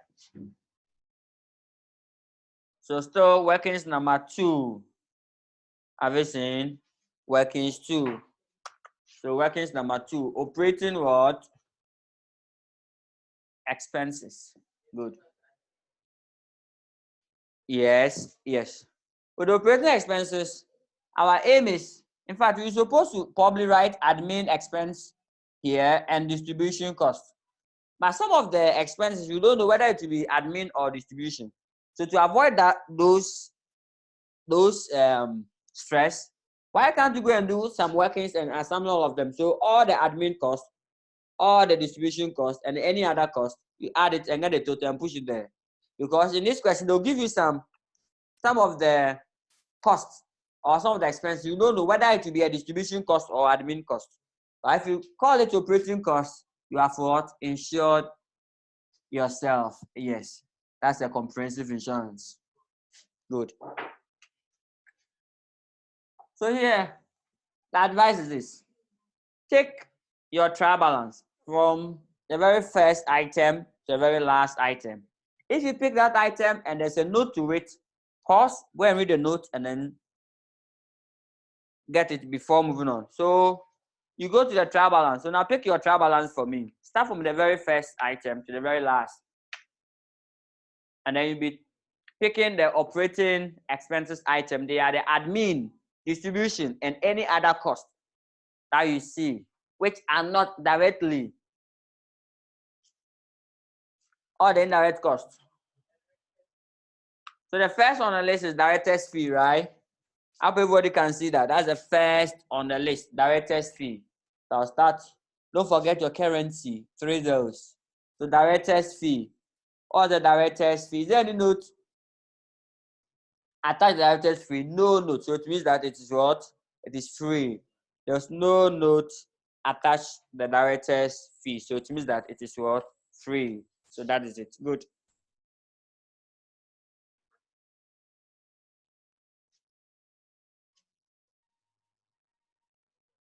Okay, so that is it.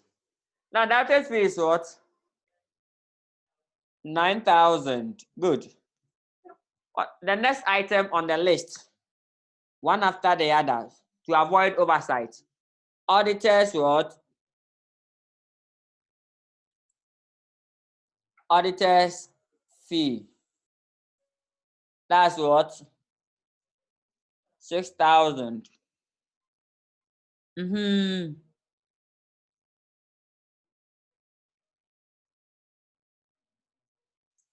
Yes, it is workings number 2. Yes, workings number 2, telling us telling us the source of that figure. So that is workings number 2. So auditor's fee 6,000. The next item on the list, audit expense. So audit expense. 500. The next item on the list,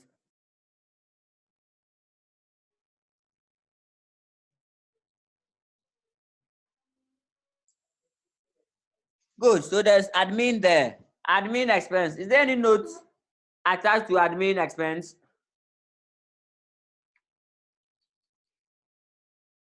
Is there any note attached to admin? Okay, now let's go to note 2. Yes. I like that. Note 2. Now what does note 2 says? Yes. So there was a prepayment, right? And we said subtract all prepayment and add all owing. So the admin figure there is 33,000 less the 5,000 paid in advance. Let me do it down. So admin tuition expense bracket 33,000 less 5,000, and that'll give us 28,000. Good. So that is it. Good. So that is it.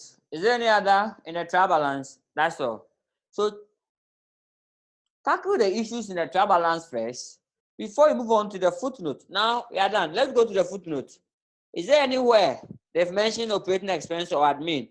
Or is there any other expenses that will affect the operating expenses? Oh yes, there was a bad debt in the footnote. Yes, so bad debt written off. Bad debt what? Written off. It was 0.8 million, so to be 800. Agreed. And we said that bad debt, you have to subtract it from where? The debtors figure. So you have to subtract the same figure from debtors figure, and then it will end there. Good. And then, is there any other item again? Is there any other item in the footnote that will affect? Still under the bad debt, there was a provision for bad debt, right? Always provision for bad debt will affect what? It will affect the operating expenses, the provision. The provision, we have to compare the opening balance to that of the closing balance, and then the movement should be recorded in the operating expenses. So there will be workings within workings. So let's go and do the provision for bad debt. The provision for bad debt. Good. So let's do the provision for bad debt. Now with the provision for bad debt, let me do the workings here. Hope you can see. So that will be workings either 2A or let's make it workings 3. Workings 3. That's the provision for bad debt. And this, we have done it before. So let me just bring those figures. So provision for bad debt. So open balance. So go to the trial balance. What's the open balance of the provision? Open balance of the provision. From the trial balance. Open balance is 200 Ghana, right? Oh yes, it was 200. The closing balance is the one given to us in the footnote. So the closing balance, they said that 5% should be made equal to what? 5% of the debtors figure. So it means that you have to find 5% on debtors figure. What's the debtors figure? The debtors figure is 6,000. But please, you can't find the 5% on the, you can't do that. You cannot find the 5% on the 6,000. Why? Because there was a bad debt in the footnote which need to be written off first. So first of all, write off the debt. And now it says subtract it from the debtors figure. So you less it from where? The debtors figure. Good. So it will give us 5,200. So in short, the right debtors figure that we need for our calculation is the 5,200, not the 6,000, because there's a debt in the footnote which will not be written off. You have to write it off. And then if you want to write off debt, it means that subtract it from where? The pool of debt or the receivable. So it means that now the 5% will be based on what? On the 5,200. So the provision will be, so here I'll do some workings here. I hope you can see. So do some workings here into bracket 5% times 5,200. I hope you know where we had that figure from, the 5,200. We picked the bad debt written off from the receivable or the debtors figure. So what do you think will be the answer? So 5% on 5,200. So 0.05 times 5,200. That's 260. Good news. So 260. So the movement, yeah, the movement is 60.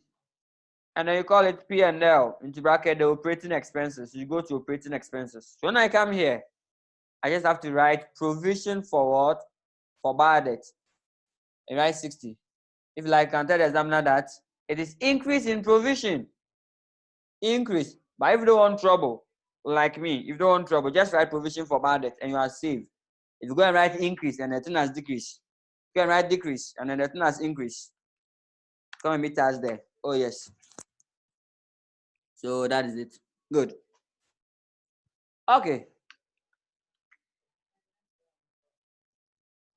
Okay, so now I'll finish the operating expenses and then you write that one also for me. That's that footnote. Okay. So that's fine. Now, is there any other item that will affect the operating expenses? Is there any other item that will affect the operating expenses? Now, before you close the chapter of operating expenses, we said that you have to go through 2 items because it can let you cancel your operating expenses. Oh yes, it can make life look terrible for you. So 2 items, you are going to test for it. First, you check whether there was profit or loss on disposal. Check whether there was a loss, because if there's a loss, you have to add it to operating expenses. If there's a loss, add it to operating expenses. But if it's a profit, it goes to other income. But if you close this chapter, you add all this and bring it here, and you go to other income, you realize that it's a loss and don't know what to do. The only option that you have is probably put it in a bracket over there. But ideally, it's supposed to be added to what? Operating expenses. How can you write other income and put it in brackets? Income that is in brackets. Yes. So that is it. Now, when happens that we will know where you are coming from, you know. We will know that you calculated the operating expenses before knowing that it was a loss. So that is it. Good. So we check that one and check for revaluation gain or loss. Revaluation gain or loss. Because if you get revaluation loss, you add it to what? Your operating expenses. Yes, if it's revaluation loss, you add it to operating expenses. So you are going to test for 2 items. So kindly copy this for me. Copy the working 3. I will clean this one very soon. So take that one for me and then you'll be fine. But apart from the operating expenses, then the rest are a bit okay. So that is it. Good. So copy it for me and then we can. Yes. So we said that with the provision for bad debt, just compare the opening balance to that of the closing balance. The movement goes to the operating expenses. If it decreases, it will be negative like this. When you come here to put in brackets, that's it. That's the decrease in provision for what? Bad debt. So take note. Okay. So let me take this section, just this section. Now let's go ahead and calculate for the profit or loss on disposal. And then as soon as you start with the profit or loss on disposal, we give 3 steps for profit and loss on disposal. First, I think I'll do some of the notes through here. At least I'll do some of them through here. Good. So profit and loss on disposal, that's the note. So you have note 3, that will be note 4. Have you seen? And still this one is hanging. You are not done. So leave enough space. So yes. So yes, leave enough space. That's it. Where from this sun raising. Good.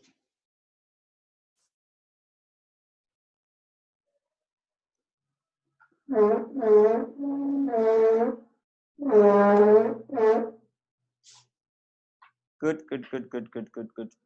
So that is it.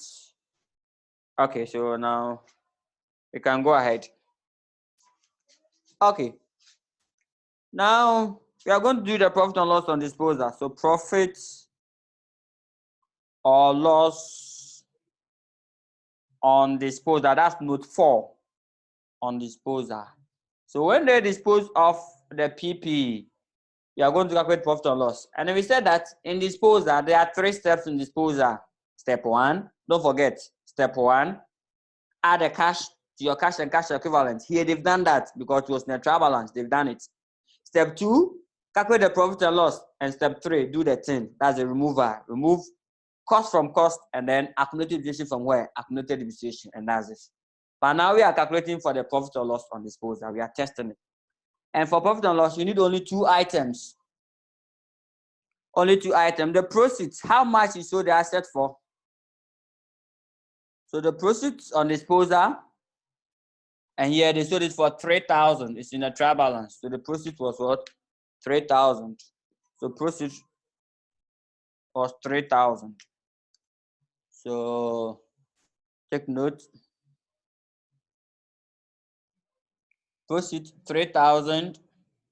Then you say less what? The carrying amount. And here the carrying amount wasn't given to us. We have to go and calculate it. So that was the issue. Now, how do you find carrying amount? It's equal to cost of the asset less what? Accumulated depreciation. That's all. So pick the cost of the disposed asset. Who can tell me the cost of the disposed asset? The cost was given to us in the footnote. That's the note 5 or so.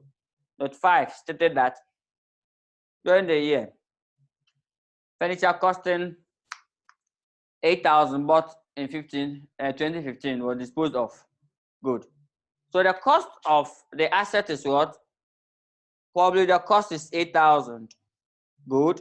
So how do we find the carrying amount? The things are less what? The accumulated depreciation. How do you find accumulated depreciation? Accumulated depreciation, just get depreciation for a year and multiply it by the number of years. How do you get depreciation for a year? Okay, this asset, if I should depreciate it, is the cost times rate on straight line. Because they say all non-current assets are depreciated on straight line using what? Using 20%. So it's on straight line at the rate of what? 20%. So it means that depreciation for just a year, just 1 year, will be 8,000 times what? 20%. This is just for a year. But accumulated depreciation is from the dates of acquisition when they bought the asset 2015. They bought the asset 2015. So 2016, 2017, and we sold it when? 2018. Yeah, the examiner said that we shouldn't charge depreciation in the year of disposal. So this year will be off. So depreciation will be when? 1, 2, 3. So for 3 solid years.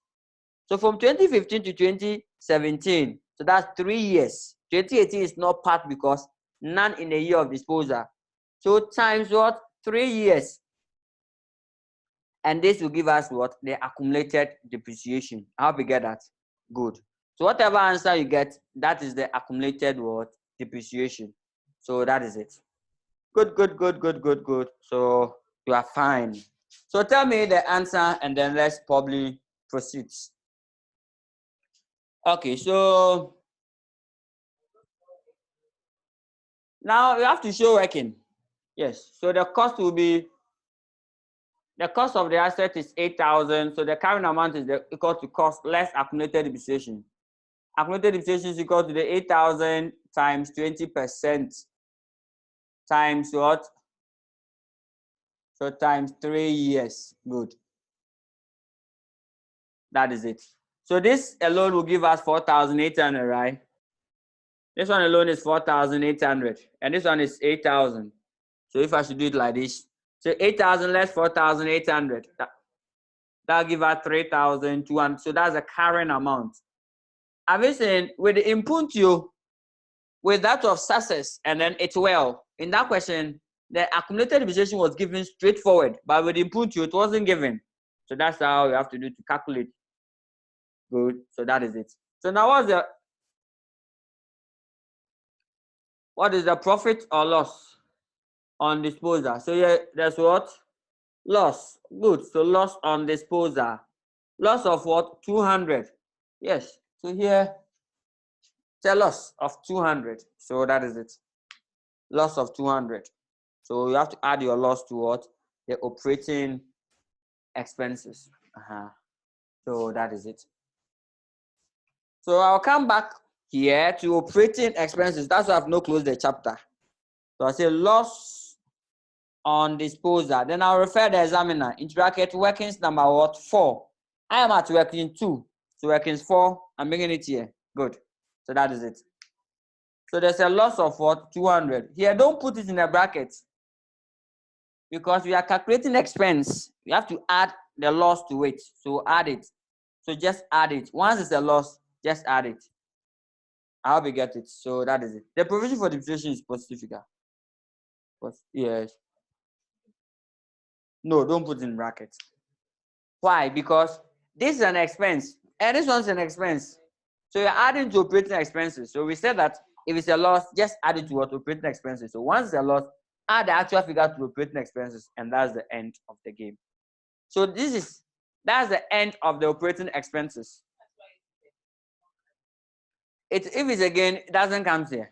Where? You go to where? Other income. You add it to other income, then you are done. If it's again. So take note. If it's again, you go to other income. Or if there's a lot of other income there, you can go, if it's a loss, you can go and then offset it there. Then you are fine. Okay, so now we are done. Sorry. We are done.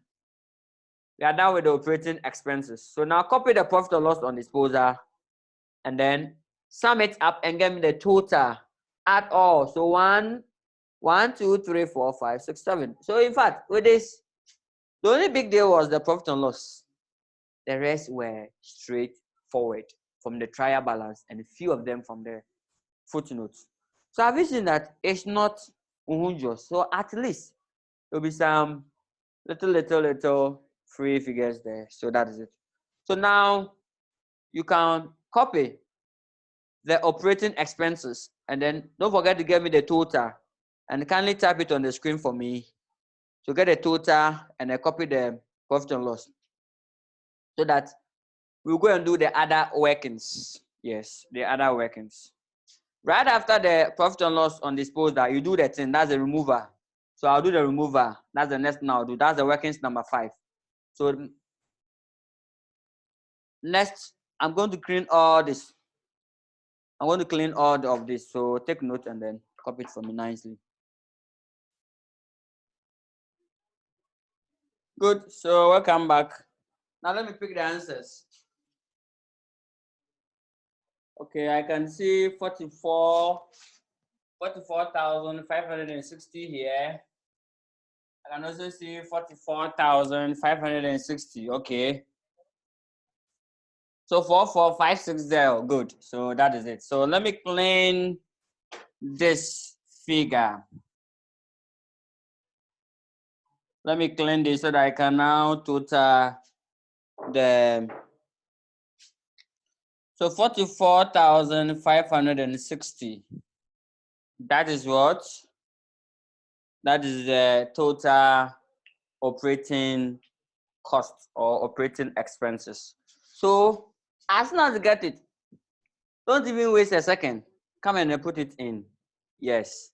So 44,560. Then you take it off like this. Good. Then get what? Operating what? Operating.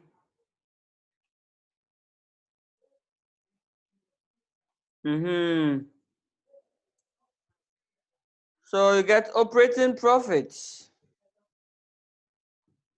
Operating what? Profits. Good. So, no, that's other income. Yes, you are talking about other income. So after operating profit, then you add your other income to it. Then get a profit before interest and tax. Yes. So that is it. Okay, so what's the answer?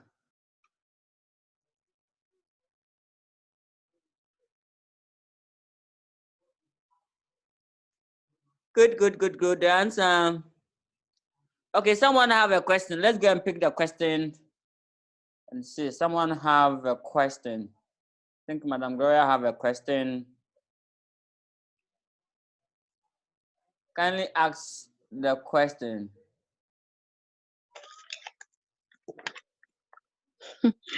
This was a mistake. Sorry. Yeah.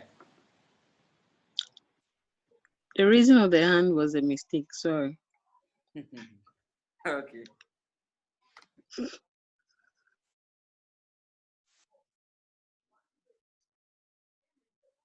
Okay, let's move on. Okay, so what is the operating profit? 169,555. Wow. So where do you go to from here? Other income, right? Good. Other income. But before I do the workings for other income, we said that for profit and loss on disposal of PPE, now that I can clean this one. Profit and loss on disposal of PPE. There are 3 steps. Don't forget that steps. Even if the examiner does not ask you, please do it. It will help you. Step 1, add the proceeds to cash. Add it to cash. They've done that. Step 2, calculate the profit or loss and account for it. We've done that. We've accounted for it. The last step of it is do the thing. And I call it the remover. removal. It means that cost from cost. Take the cost from cost, take the accumulated depreciation from accumulated depreciation, and now you get the cost of the remaining. So that depreciation will be on the cost of the remaining. So take note. At least it will save you from the Ohunjo's PPE schedule. If you do that, you'll be saved at the PPE schedule, because if you don't do that, all of this must appear on the PPE schedule. And then, fine. So now, be with me. Look at the next workings that I'll do. Workings number 5. I'll call it, what was the asset that they disposed of? Furniture, right? Name it. The asset they disposed of, name it. Furniture. So furniture. Or you can just write cost of the remaining furniture, or just F and F, furniture. You will understand. Furniture. Or you can put the remainder or the remaining. So when you do something like this, you start cost. What was the opening balance? The furniture. The entire furniture is what? 120,000. Agreed. It was 120,000. Good. Now we dispose of how much? So the cost of the disposed assets. We write disposer. It should be the cost of the disposed asset. What is it? 8,000, right? Good. So now, what is the remaining balance? So cost of the remaining. Cost of what? The remaining assets. What do you think will be the cost of the remaining assets? 112,000. Good. Do the same thing for what? Accumulated depreciation. You go to accumulated depreciation. When you go to accumulated depreciation 2, you write open balance. So kindly go to the trial balance and look for the open balance of the accumulated depreciation of furniture and then fittings for me. So over there is what? 80,000. So open balance is what? 80,000. Good. Then what again? It's a disposer. The accumulated depreciation of the disposed asset. What was the accumulated depreciation? We had it through workings number, I think we have 4,800 or so. Yes, it is the 8,000 divided by, times the 20% or times the 3 years. And that was 4,800. From the profit and loss calculation, that was the accumulated depreciation from the profit and loss. Just that figure, we didn't show it on its own. So here you can just record the 4,800.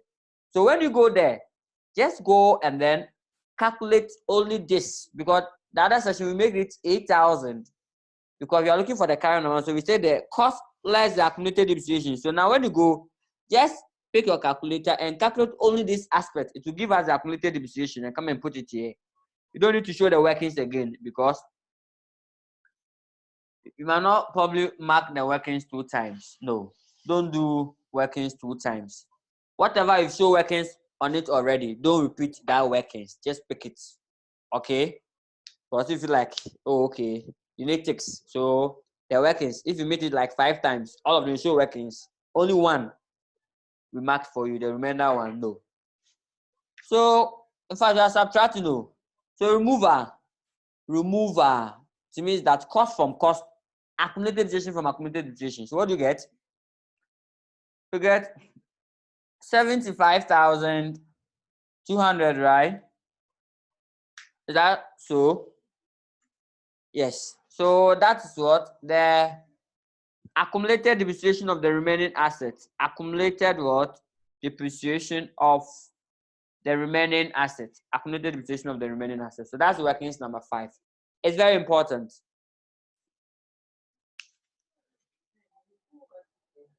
Yes, all this, you need all this in exam. So that's why at least you have a lot of items, you have a lot of work to do in exams. And all this, you have to use what? Maximum of 36 minutes. That's the maximum. My friend is saying use 30 minutes. Oh, yes. That's why I'm saying that not all you can do an exam condition. Yes. An exam condition, serious exam condition. Very typical one. That's why the pass mark, they've probably structured the pass mark to be, let's say, 50-51. So that is it. So that does not mean that you should probably do an empty work for us. So yes, at least try your maximum best. Then fill some of the potholes for us. So that's it. So that's the working 5. I'm going to work in 6. That's the other income. So working 6. Please, this one I need this. I need the figure. So kindly jot it down. So let me go to the workings number 6. So working 6 will be here. Other income. So let me do the other income beneath it nicely.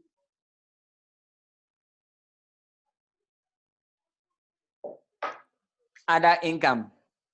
So workings number 6. Other income.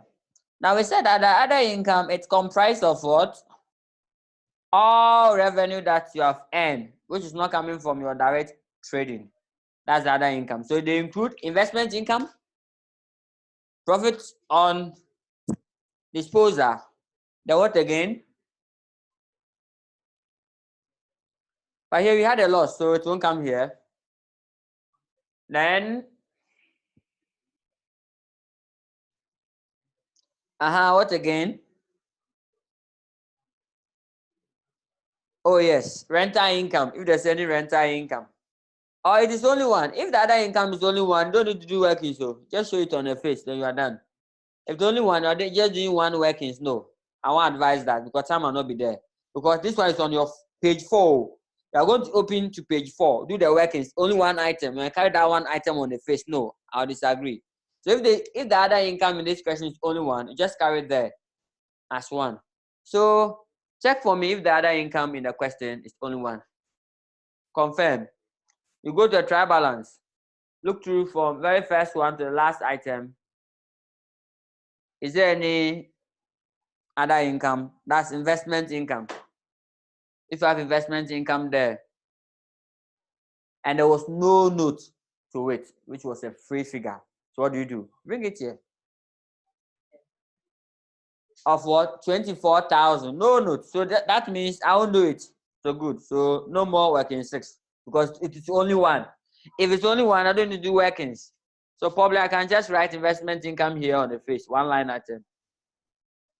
Investment income. Investment income.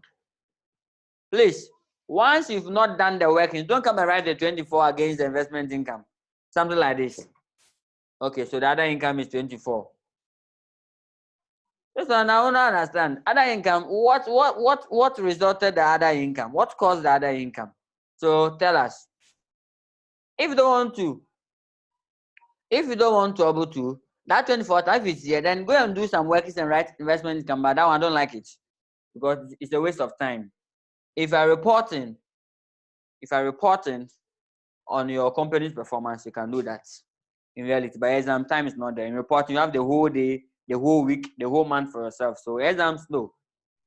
So we have to find ways of like cutting the non-value added activities in exams. So write investment income here. Investment income. So that will be 24,000. That's all. You add it to it, and then what do you get? You add it to it. There's a grant. I like that. Have you seen? Oh yes. Yes. Yes, somebody have reminded me. Yes, there's a grant. In fact, 2 people. I like that. You guys are following grant. I'll be get that. Yes, so there's a grant. Yeah, there's a grant in the footnotes. Just right now, you forget about it. Oh yeah, so that's like to happen. So once there's a grant, then meaning you have to what? Do it. So I hope you are getting it. How? So you have to. Now when you pick the question, after looking through the trial balance, check through the footnotes. But in the footnote, we wrote against is that we wrote against other income. But if you forget about it, yes, in the footnote, we wrote against it other income. So you have to do the work in 6 and say other income. You cannot write investment income, grant. No. It will confuse a serious reader, a serious user. So we shouldn't do that. Go and do workings on it and bring it back. So say other income. So other income, first of all, it will be investment income. The investment income is for 24,000.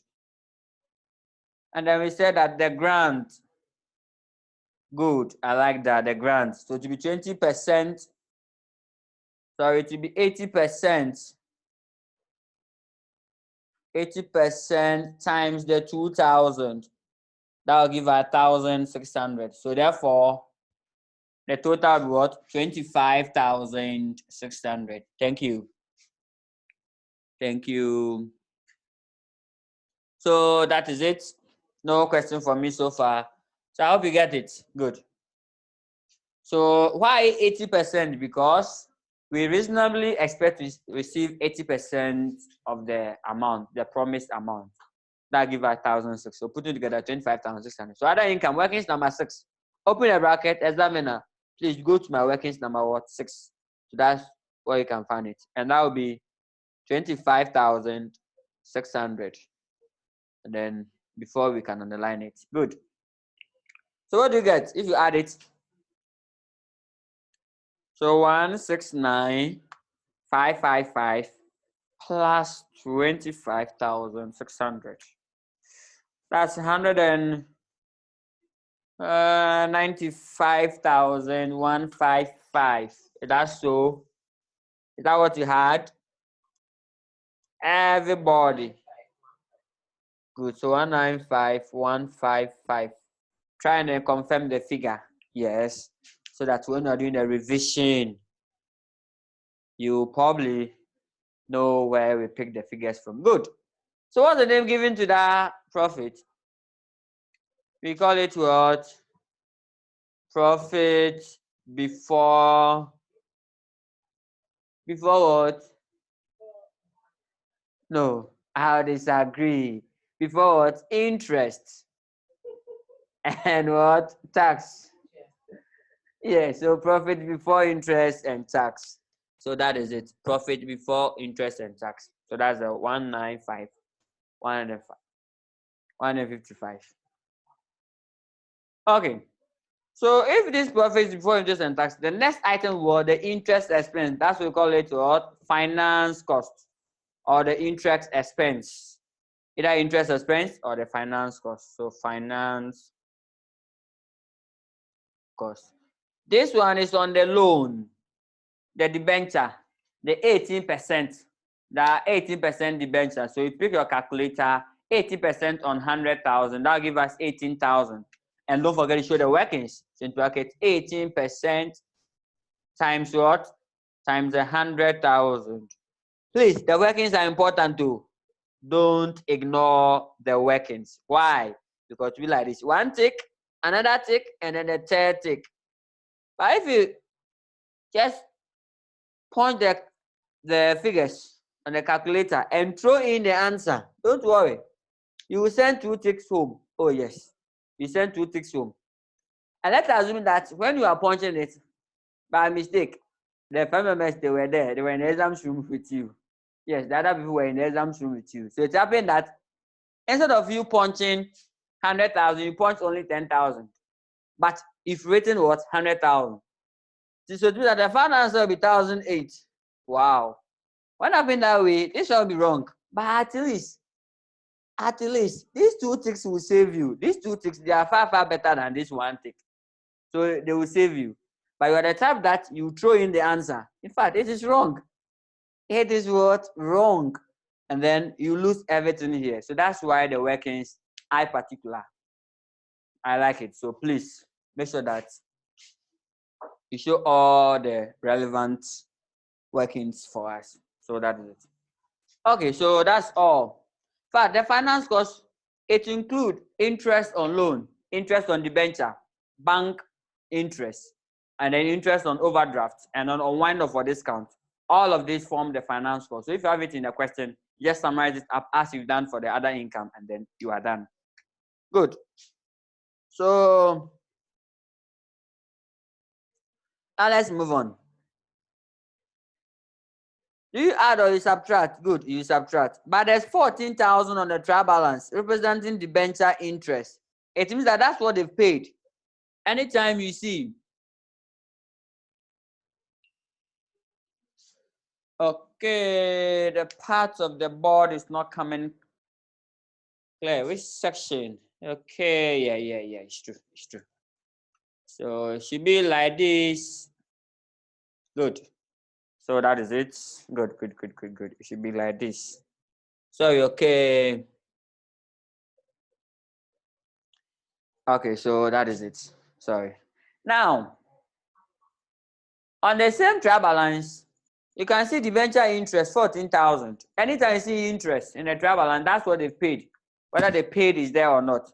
So out of the 18,000 that they've incurred, out of the 18,000, they pay only 14. So they are owing what? 4,000. So when you go to their financial position, show the 4,000 as what? Current liability. So that is it. So what's the answer? If you put this together, so this less this. So the answer will be less 18,000.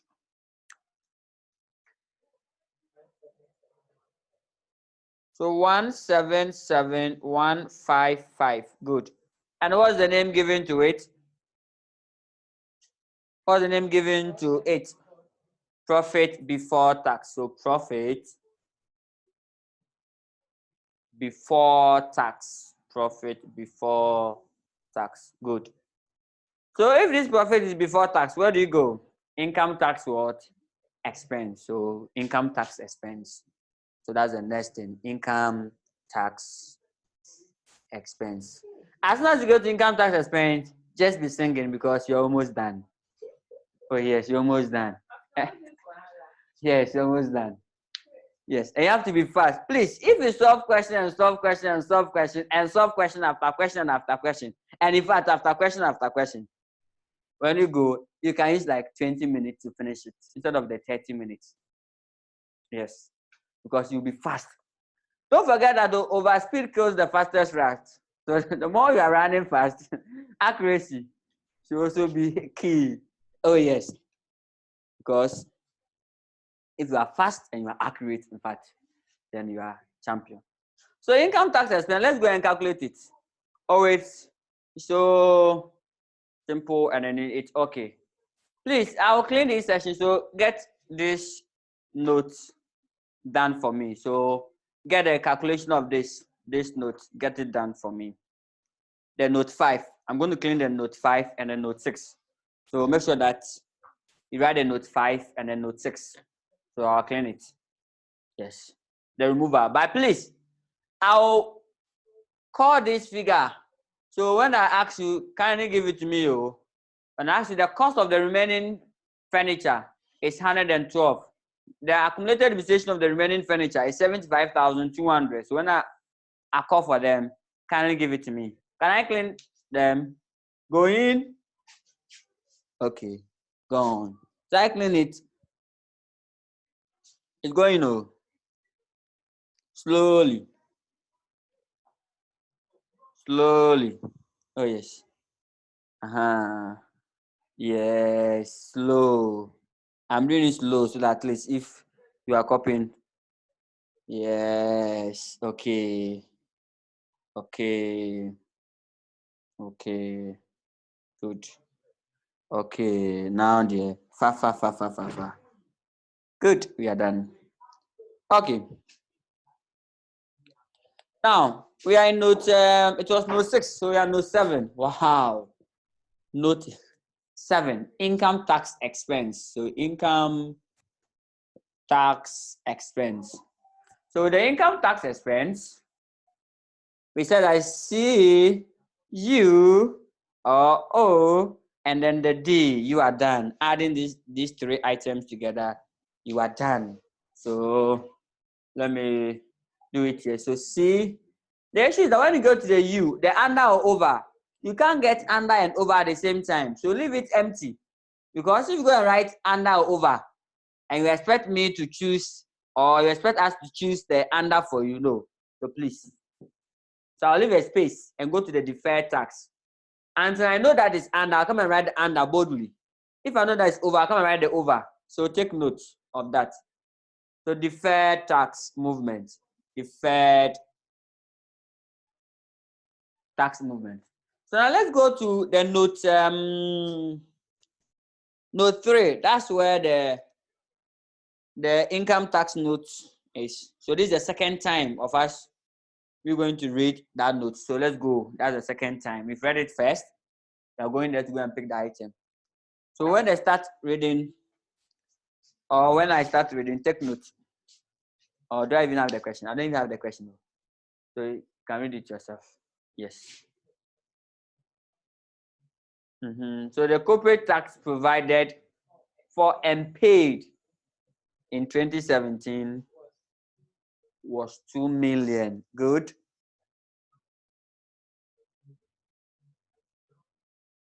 Okay. Okay. So, but an amount of 2.5 million has now been agreed as what? The final what? Assessment. Okay. So that's under or over. So now they are giving us the under or over. So here they made a provision of 2. They provided for 2, but they've agreed on the final one of 2.5. So their provision was what? Less. So it's under provision. So now I know. So I can write what? Under tax provision. Good. And I'll do the workings. Open the bracket nicely. Me, I like the works more than the final answer. Yo. Good. Now 2,500 less 2,000, right? And that gives us under provision of what? 500. 1, 2, 3, making 3 ticks. If you throw in the answer, you are sending 2 ticks home. And if you know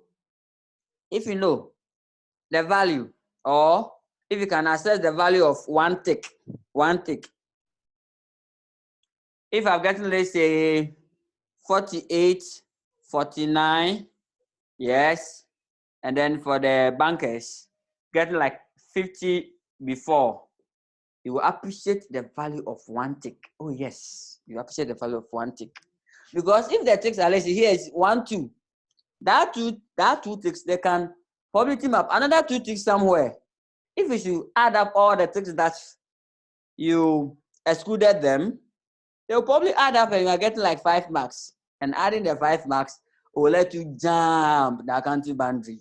Will let you jump, and it will not let you come back again. Yes, so please. That's why I like the ticks more than the final answer. Oh yes, because here we get 2 ticks, only 1 tick. So take note. Okay, so that is it.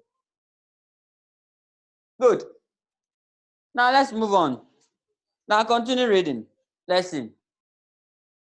It said that the corporate tax for the year 2018 estimated to be what?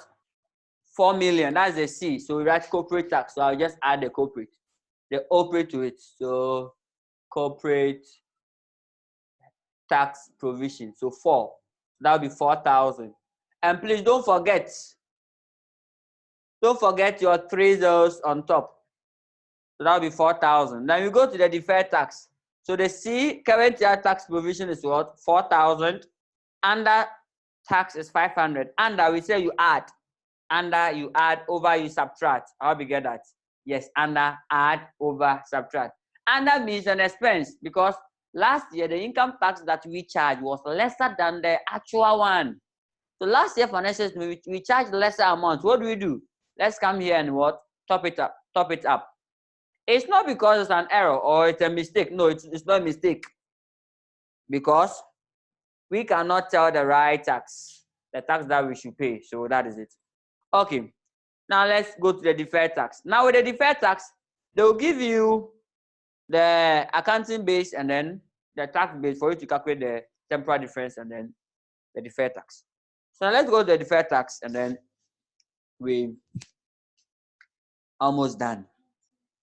So you do another workings again and call it deferred tax. So workings within workings. So deferred tax. So that's workings 8, deferred tax.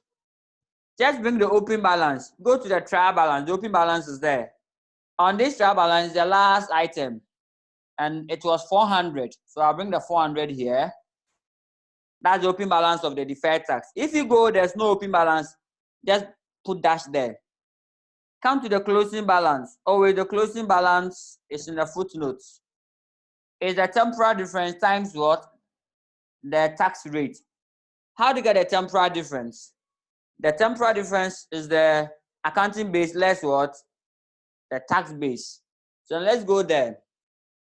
Here, the note, it went further and stated that some of the assets have an accounting base more or exceeded. They use exceeded, right? Yes, exceeded their tax base by what? By 4 million. So it means that accounting base was greater than the tax base by what? 4 million. So the temporal difference is 4 million. So you can just multiply this 4 million by the tax rate to just give you the deferred tax, the closing balance straightforward. But the exceed, it will tell you that whether it is a taxable, whether it's a non-current liability or what, a non-current asset. This one is a taxable temporal difference, and taxable temporal difference is a non-current liability. So it means a non-current liability. What makes it taxable or what makes non-current liability? Because the accounting base is higher. Anytime the accounting base is higher, it is a non-current liability. That's all. So now let's do the calculation here. The income tax rate is what? 25%. So into bracket 4,000 times 25%, and that'll give us 1,000. How big get that? That's 1,000. Good. So 4,000 times 25% is 1,000. So you tell the examiner that P&L into bracket the income tax expense. You go to income tax expense. The movement.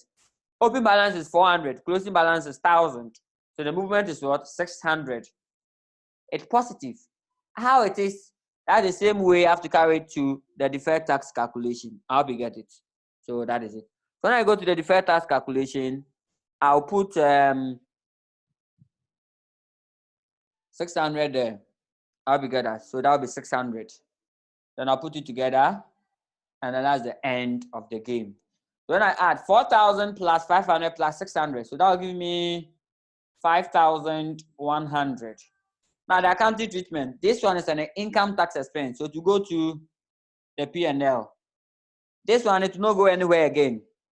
But the closing balance, this one is a non-current liability. So when you go to non-current liability, don't forget to write deferred tax, 1,000 Ghana.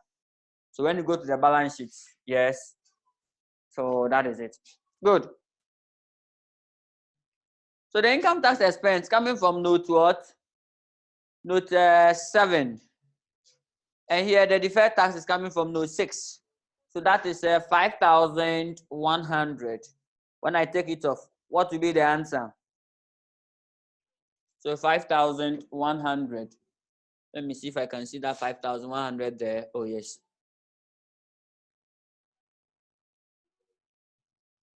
Good. 5,100.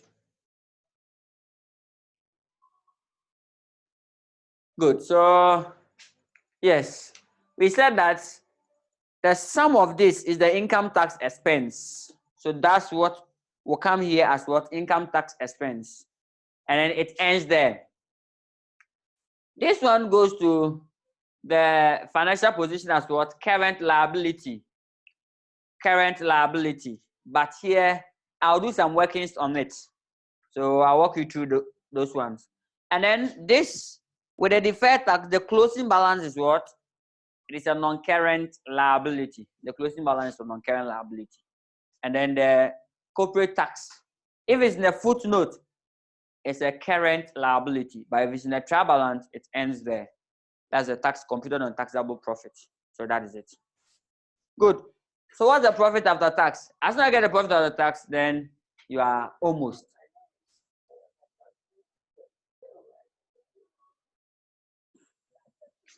So profit after tax is what? That's antipart. Profit after what? After tax. So the profit after tax will be subtracting 5,100 from 177,000.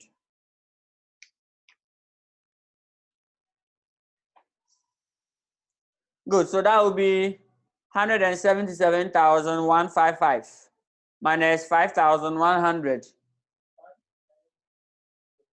172055. So 172055. Good.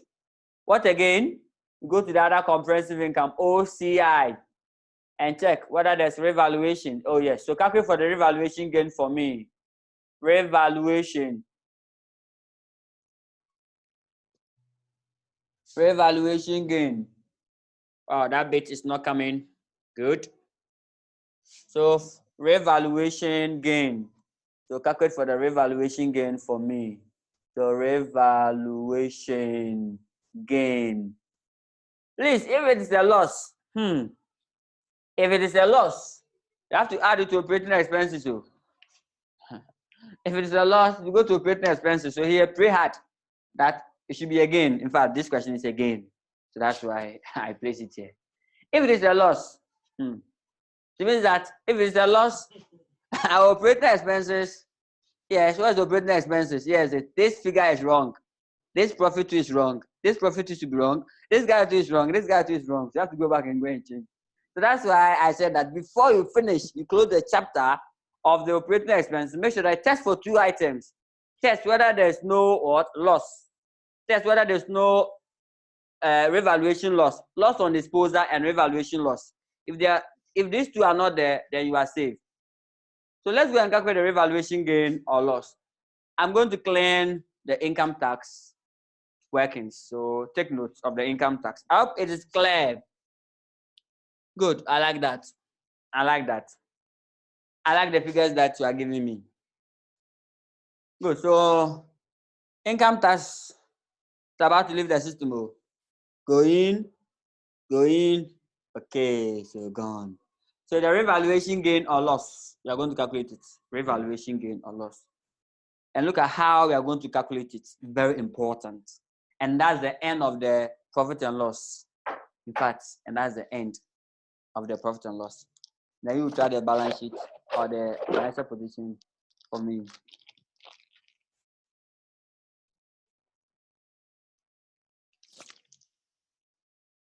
Good. Okay.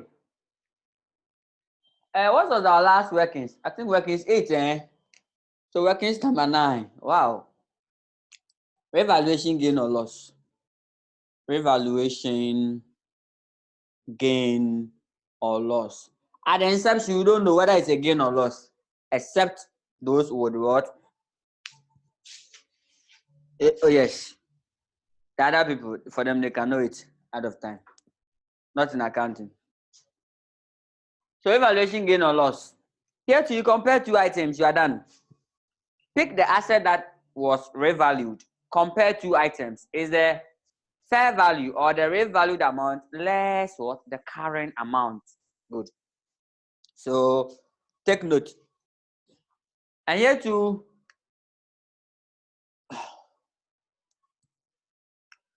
it said that is what? It is the revalued amount less the current amount. You are done.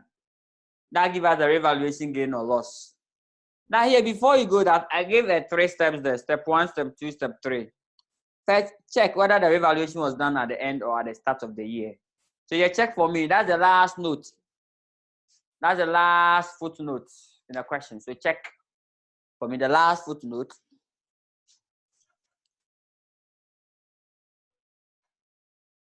Okay, it's true. Oh, sorry. Sorry, the top of the board wasn't showing. The top of the board wasn't showing. Sorry. Okay. So the last footnote states that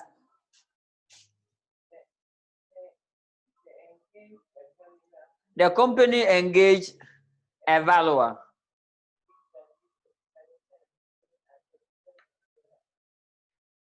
Okay. So that is it. And then the amount of 36,000 was placed on it, right? So that's the revalued amount. So first of all, put that one. So the revalued amount is 36,000. Good. So the revalued amount is what? 36,000. So quickly write that 36,000, and always that figure is free. They'll give it to you. Don't need to worry. No calculation. Except for if you're doing probably other other topic like cash flow. That is it. Okay. Now let's go and look for the carrying amount. But I said that walk through 3 steps. Check whether the valuation was done at the start or at the end, because it will have impact. Check whether the valuation was done at the start or at the end. So this valuation was done what? At the end. How do you know? Check the date. It was 31st December 2018. That's at the end. If it was 1st January 2018 at the beginning, oh yes, because in financial reporting, we normally use date to communicate. Oh yes, to the student. So that is it. So the valuation was done at the end. That's the first you have to confirm. Now, when you do that, then your depreciation, we've already calculated depreciation, and then your carrying amount. But the accumulated depreciation, this is how it will be. We are doing the valuation here, but the accumulated depreciation that we have on the trial balance is at the start of the year. So you add the depreciation charge for the year to it. It will give you the accumulated depreciation as at the end, so that you can now subtract it and get the carrying amount at the end. So that's it. So it means that we have to add the depreciation charge for the year to the accumulated depreciation. So now if I should do it well or do the illustration, the accumulated depreciation, the open balance, who can tell me the open balance? This asset is a very troublesome asset. It's a F and F. One asset, they sold some. The same asset, they revalue the remainder. So to make it a bit complicated, because there were 2 strong notes affecting it. So the open balance here, it should be the accumulated depreciation of the remaining asset. What is the accumulated depreciation of the remaining asset? The one that we calculate, one of the notes, I think note something. The figure is 75,200. Oh yes, it was 75,200. That's the accumulated depreciation of the remaining one. Yes, because the entire accumulated depreciation was 80,000 and we less 4,800 from it. Good. Plus the depreciation charge for that year. So the depreciation charge for this year is what? The one that we calculate on a trial balance. That's 22,400. So this one will give us the total accumulated depreciation. The open balance plus the charge for the year. You need this if and only if the revaluation was done at the end of the reporting period. If the valuation was done at the start of the year, you don't need to add this year's depreciation to it. So for that one, you don't add this year's depreciation. Now you go straight forward, and then we take the open balance from it, and then you are done. So we'll take it. So this one just give us the accumulated depreciation. Okay. So that is it.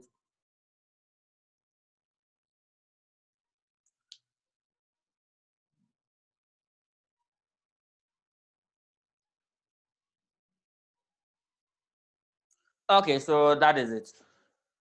So now with the carrying amount, we need the cost of the asset.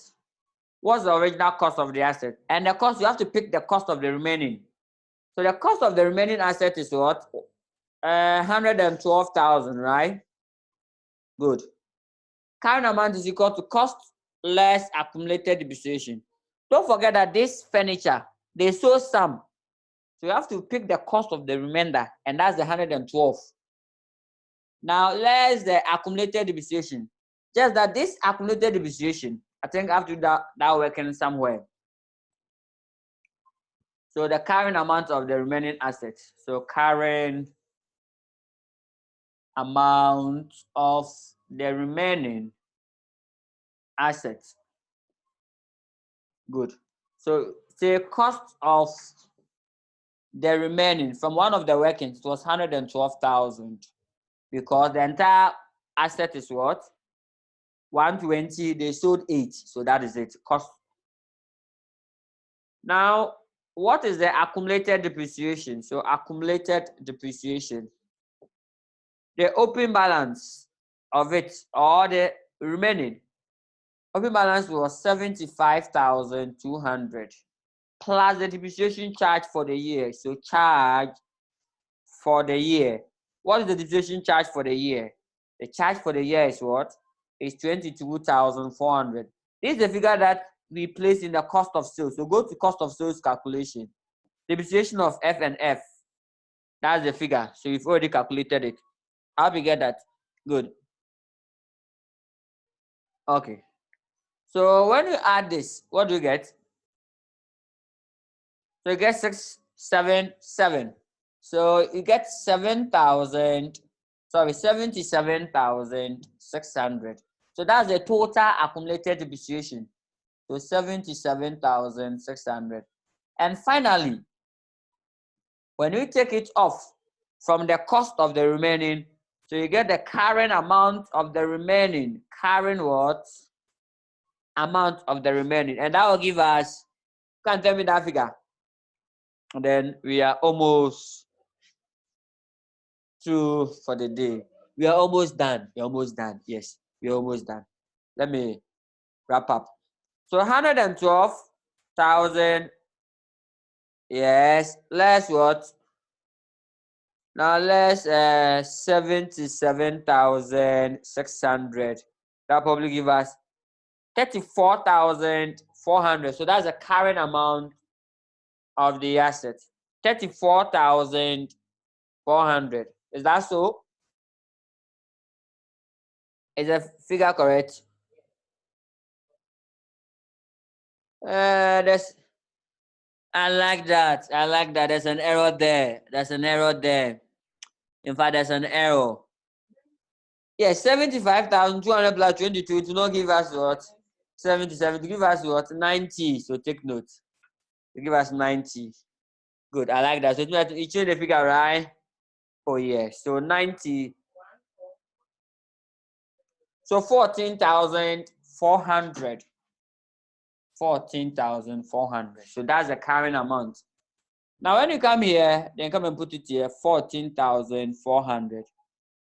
Will it be a gain or it will be a loss? So revaluation gain or loss. So revaluation gain. And all this, we've done it before. All this work is we've done it. So this one, we are just assembling them together. Just assembling them. So bringing them. So here, what is the gain? 21,600. So finally, we come to our P&L and then you put it there as 21,600. So revaluation gain. Now let's go. Good.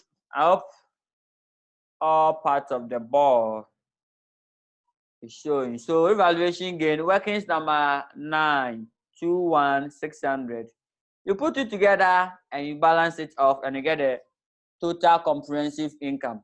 So adding it to that of so 21,600 plus that of 172055, we get 193,655.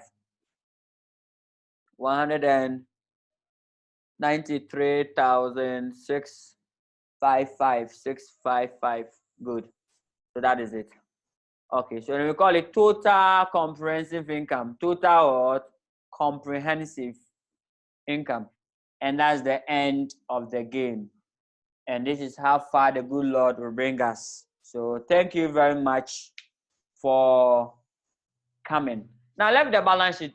Kindly do the balance sheet for me. Let it balance. I have the solution. Anybody that you finish your own, I'll push the solution to your mail or I'll show you the solution.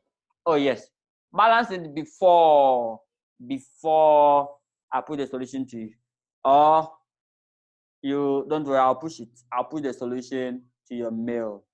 I have the solution. So this is the end of the game. So kindly practice more questions for me and you'll be fine. I have the solution there. So I'll put the solution to you. Thank you for coming. If you have any question, kindly ask. Let me unmute all your microphones. And if you have any question, this is a question time. Any question for me? Any question? so that you do the balance sheet. Please, the balance sheet, do it and forward it for review. And use this. Oh yes, I spent much time here because I want to get the concept the first time. So this is our first time solving a complete question. Yes. So now that I'm done with this, in fact, it's well, success. All of them are, yes. Okay, how did you get the 21,600? Okay, Jocelyn, the 21,600 is a revalued amount, 36,000. Let me push it up. Good.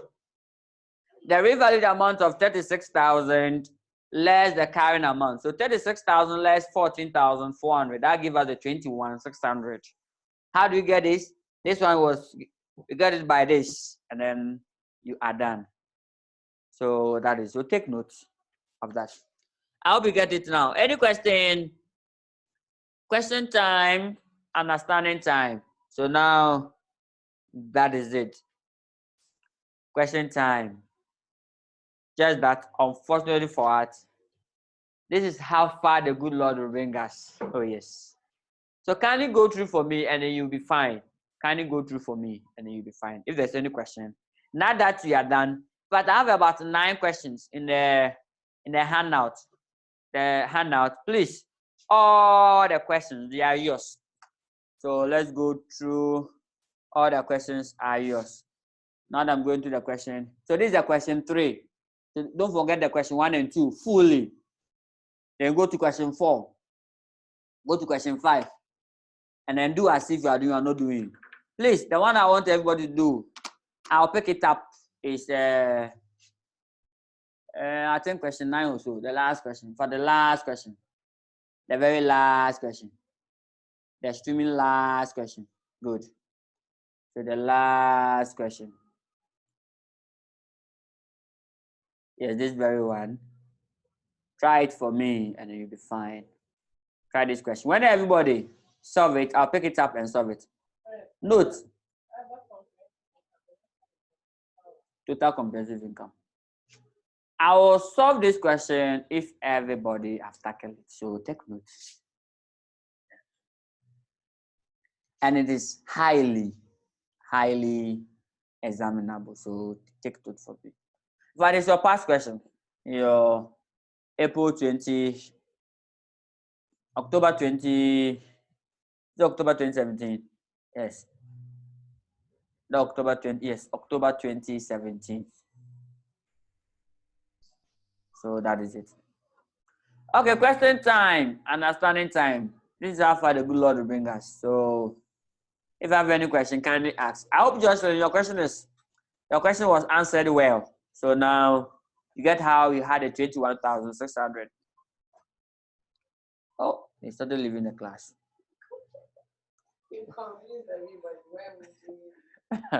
Good. So that is it. Thank you for coming. If you have any question, kindly ask. So thank everybody for coming. Kindly don't forget to subscribe to the YouTube page so that you get all the videos. Yes, all your videos are there waiting for you nicely. Thank you for good. Rosie, have a question. Okay, Rosie, ask the question. Hello, Fred. Hello. Hello. Yeah, go ahead and ask the question. Can you hear me? Please, can you hear me? Yes, ask the question. Okay, thank you. I just wanted a clarity on the operating expense. Okay. That had to do with the increase in provision for bad debt. Yes. What if it was a decrease? We still add. No, you will subtract. You put it in the bracket. We subtract. Okay. Yes, you put it in bracket. All right. Thank you. You're welcome. Good. Any other question? Kindly your question. This is the question time. Question time. If there's no question, then I think this is how far the good Lord will bring us. So on that note, we'll meet when we meet. So thank you for